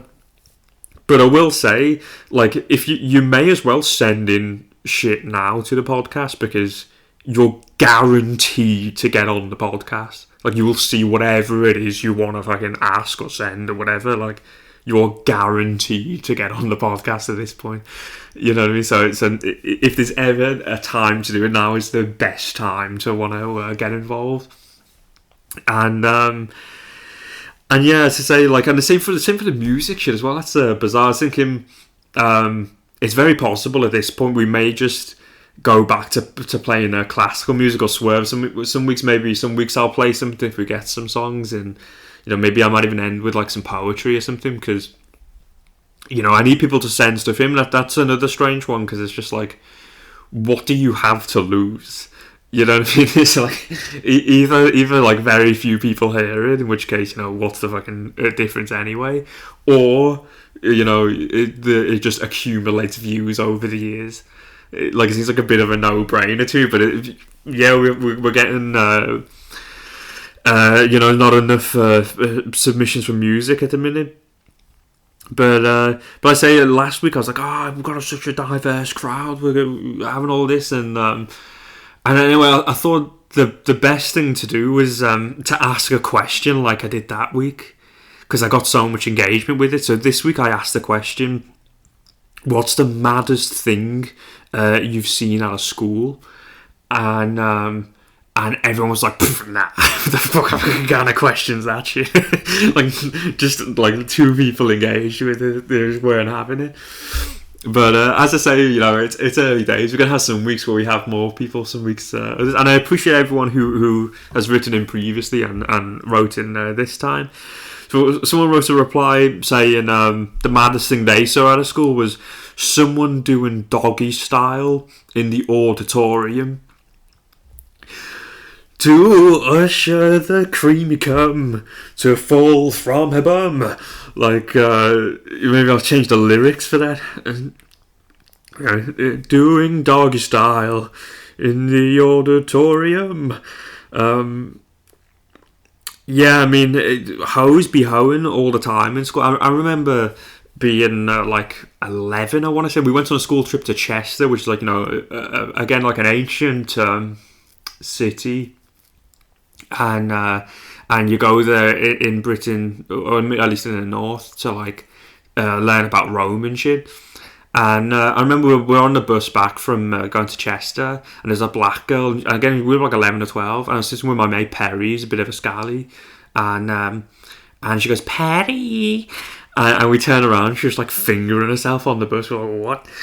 And the same girl got gangbanged like 6 months later in a fucking hedge in Greenbank Park. It's like wild degenerate times we live in right now. Another chap wrote in saying, when I was in 8th grade I saw a teacher puke in a girl's face. No idea what 8th grade is, to be honest, but you know, fucking gutted for that girl. That's all I can say about that. You know, I don't know if they maybe have one of the adornments of the feminist gals. And I say it was a shame this week to get a lot of submissions. Hopefully that will improve next week. But we're getting so many videos. We're on a roll a couple of weeks. This week no one sent in a video, but I just thought I might as well show one myself because I thought it was pertinent to this week's episode. Good afternoon, boys and girls. Shut the fuck up. Hey! Not nice. No, thank you. Oh, thank you. You need to leave? No, bitch. Okay. Oh, he's out. Yeah, he's out. I mean, what an absolute mad lad. You know, this is just a mad lad. And you know what? We shouldn't be so fast to judge this young man. You know, it's two sides, whatever. So we don't know what the teacher did before this. You know, maybe you're looking at the future president. This child, that's what we could be looking at here. This child could well become the future president, and I for one hope he does become that. But yeah, I just thought that was a funny little thing I saw. And so anyway, my limo's here now, so better blast off. I hope you enjoyed this episode. I say next week's going to be secondary education. We're finally going to finish off with tertiary education. We're going to get back to normal after that, and I'm hoping we will, have some shorter episodes. We're going to get back on that train, that on that ambition. As I say, the music's been, hasn't been coming in thick and fast at the minute, so please do keep sending in some music to pabulum@gmail.com. Just pretty much a guaranteed spot on the pod as it stands, but say thankfully we have one in this week. It's from a friend of mine, a Jufo Daniel, the Lothario of Lagos, swooning sinners to repent with his blissful accord of tones. He's a fellow king. Get on him at @that's_rhyme at Instagram. Show him some love. He's got a song, it's called Eternity, and it's also available to check out on audiomac.com. Like, share, subscribe, yank the bell end so you don't miss what treats lay in store for our academy next week. We are the algorithm. Buy a fucking book, educate yourself, and know that the time for peace is upon us. Where will you spend your eternity? That's right. Breath from dust giving back to the dust. Spirit leaving the body, returning back to the source. In this world of pain, agony and loss, death is a must to those under the curse. A lifetime of memories, joy and hate. My mind keeps wondering if happiness is a place, or life is just a game that everybody plays. It's funny how we forget that we all die someday. Heaven or hell, I stand in front of the gates, having to account for the choices I made. Remembering all my experiences and all my mistakes. Do I end up in paradise or do I end up in pain? Life was like a journey, it had its ups and downs. If I had a little more time, there's a lot I'll turn around. Now it's all in the past, I've completed my task. The body was just a mark of something greater in soul. We try to go back to the time we were kids. We try to go back to where it made sense, where the love was evident, we weren't judged for innocence, where the pain or suffering made no absolute sense. No need to tap loose ends or worry about free friends. Social instability was no problem back then, but now it's our memories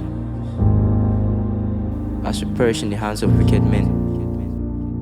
The prophets screaming repent, but the heathens forget that life is ruled by time, and after that, it's judgment.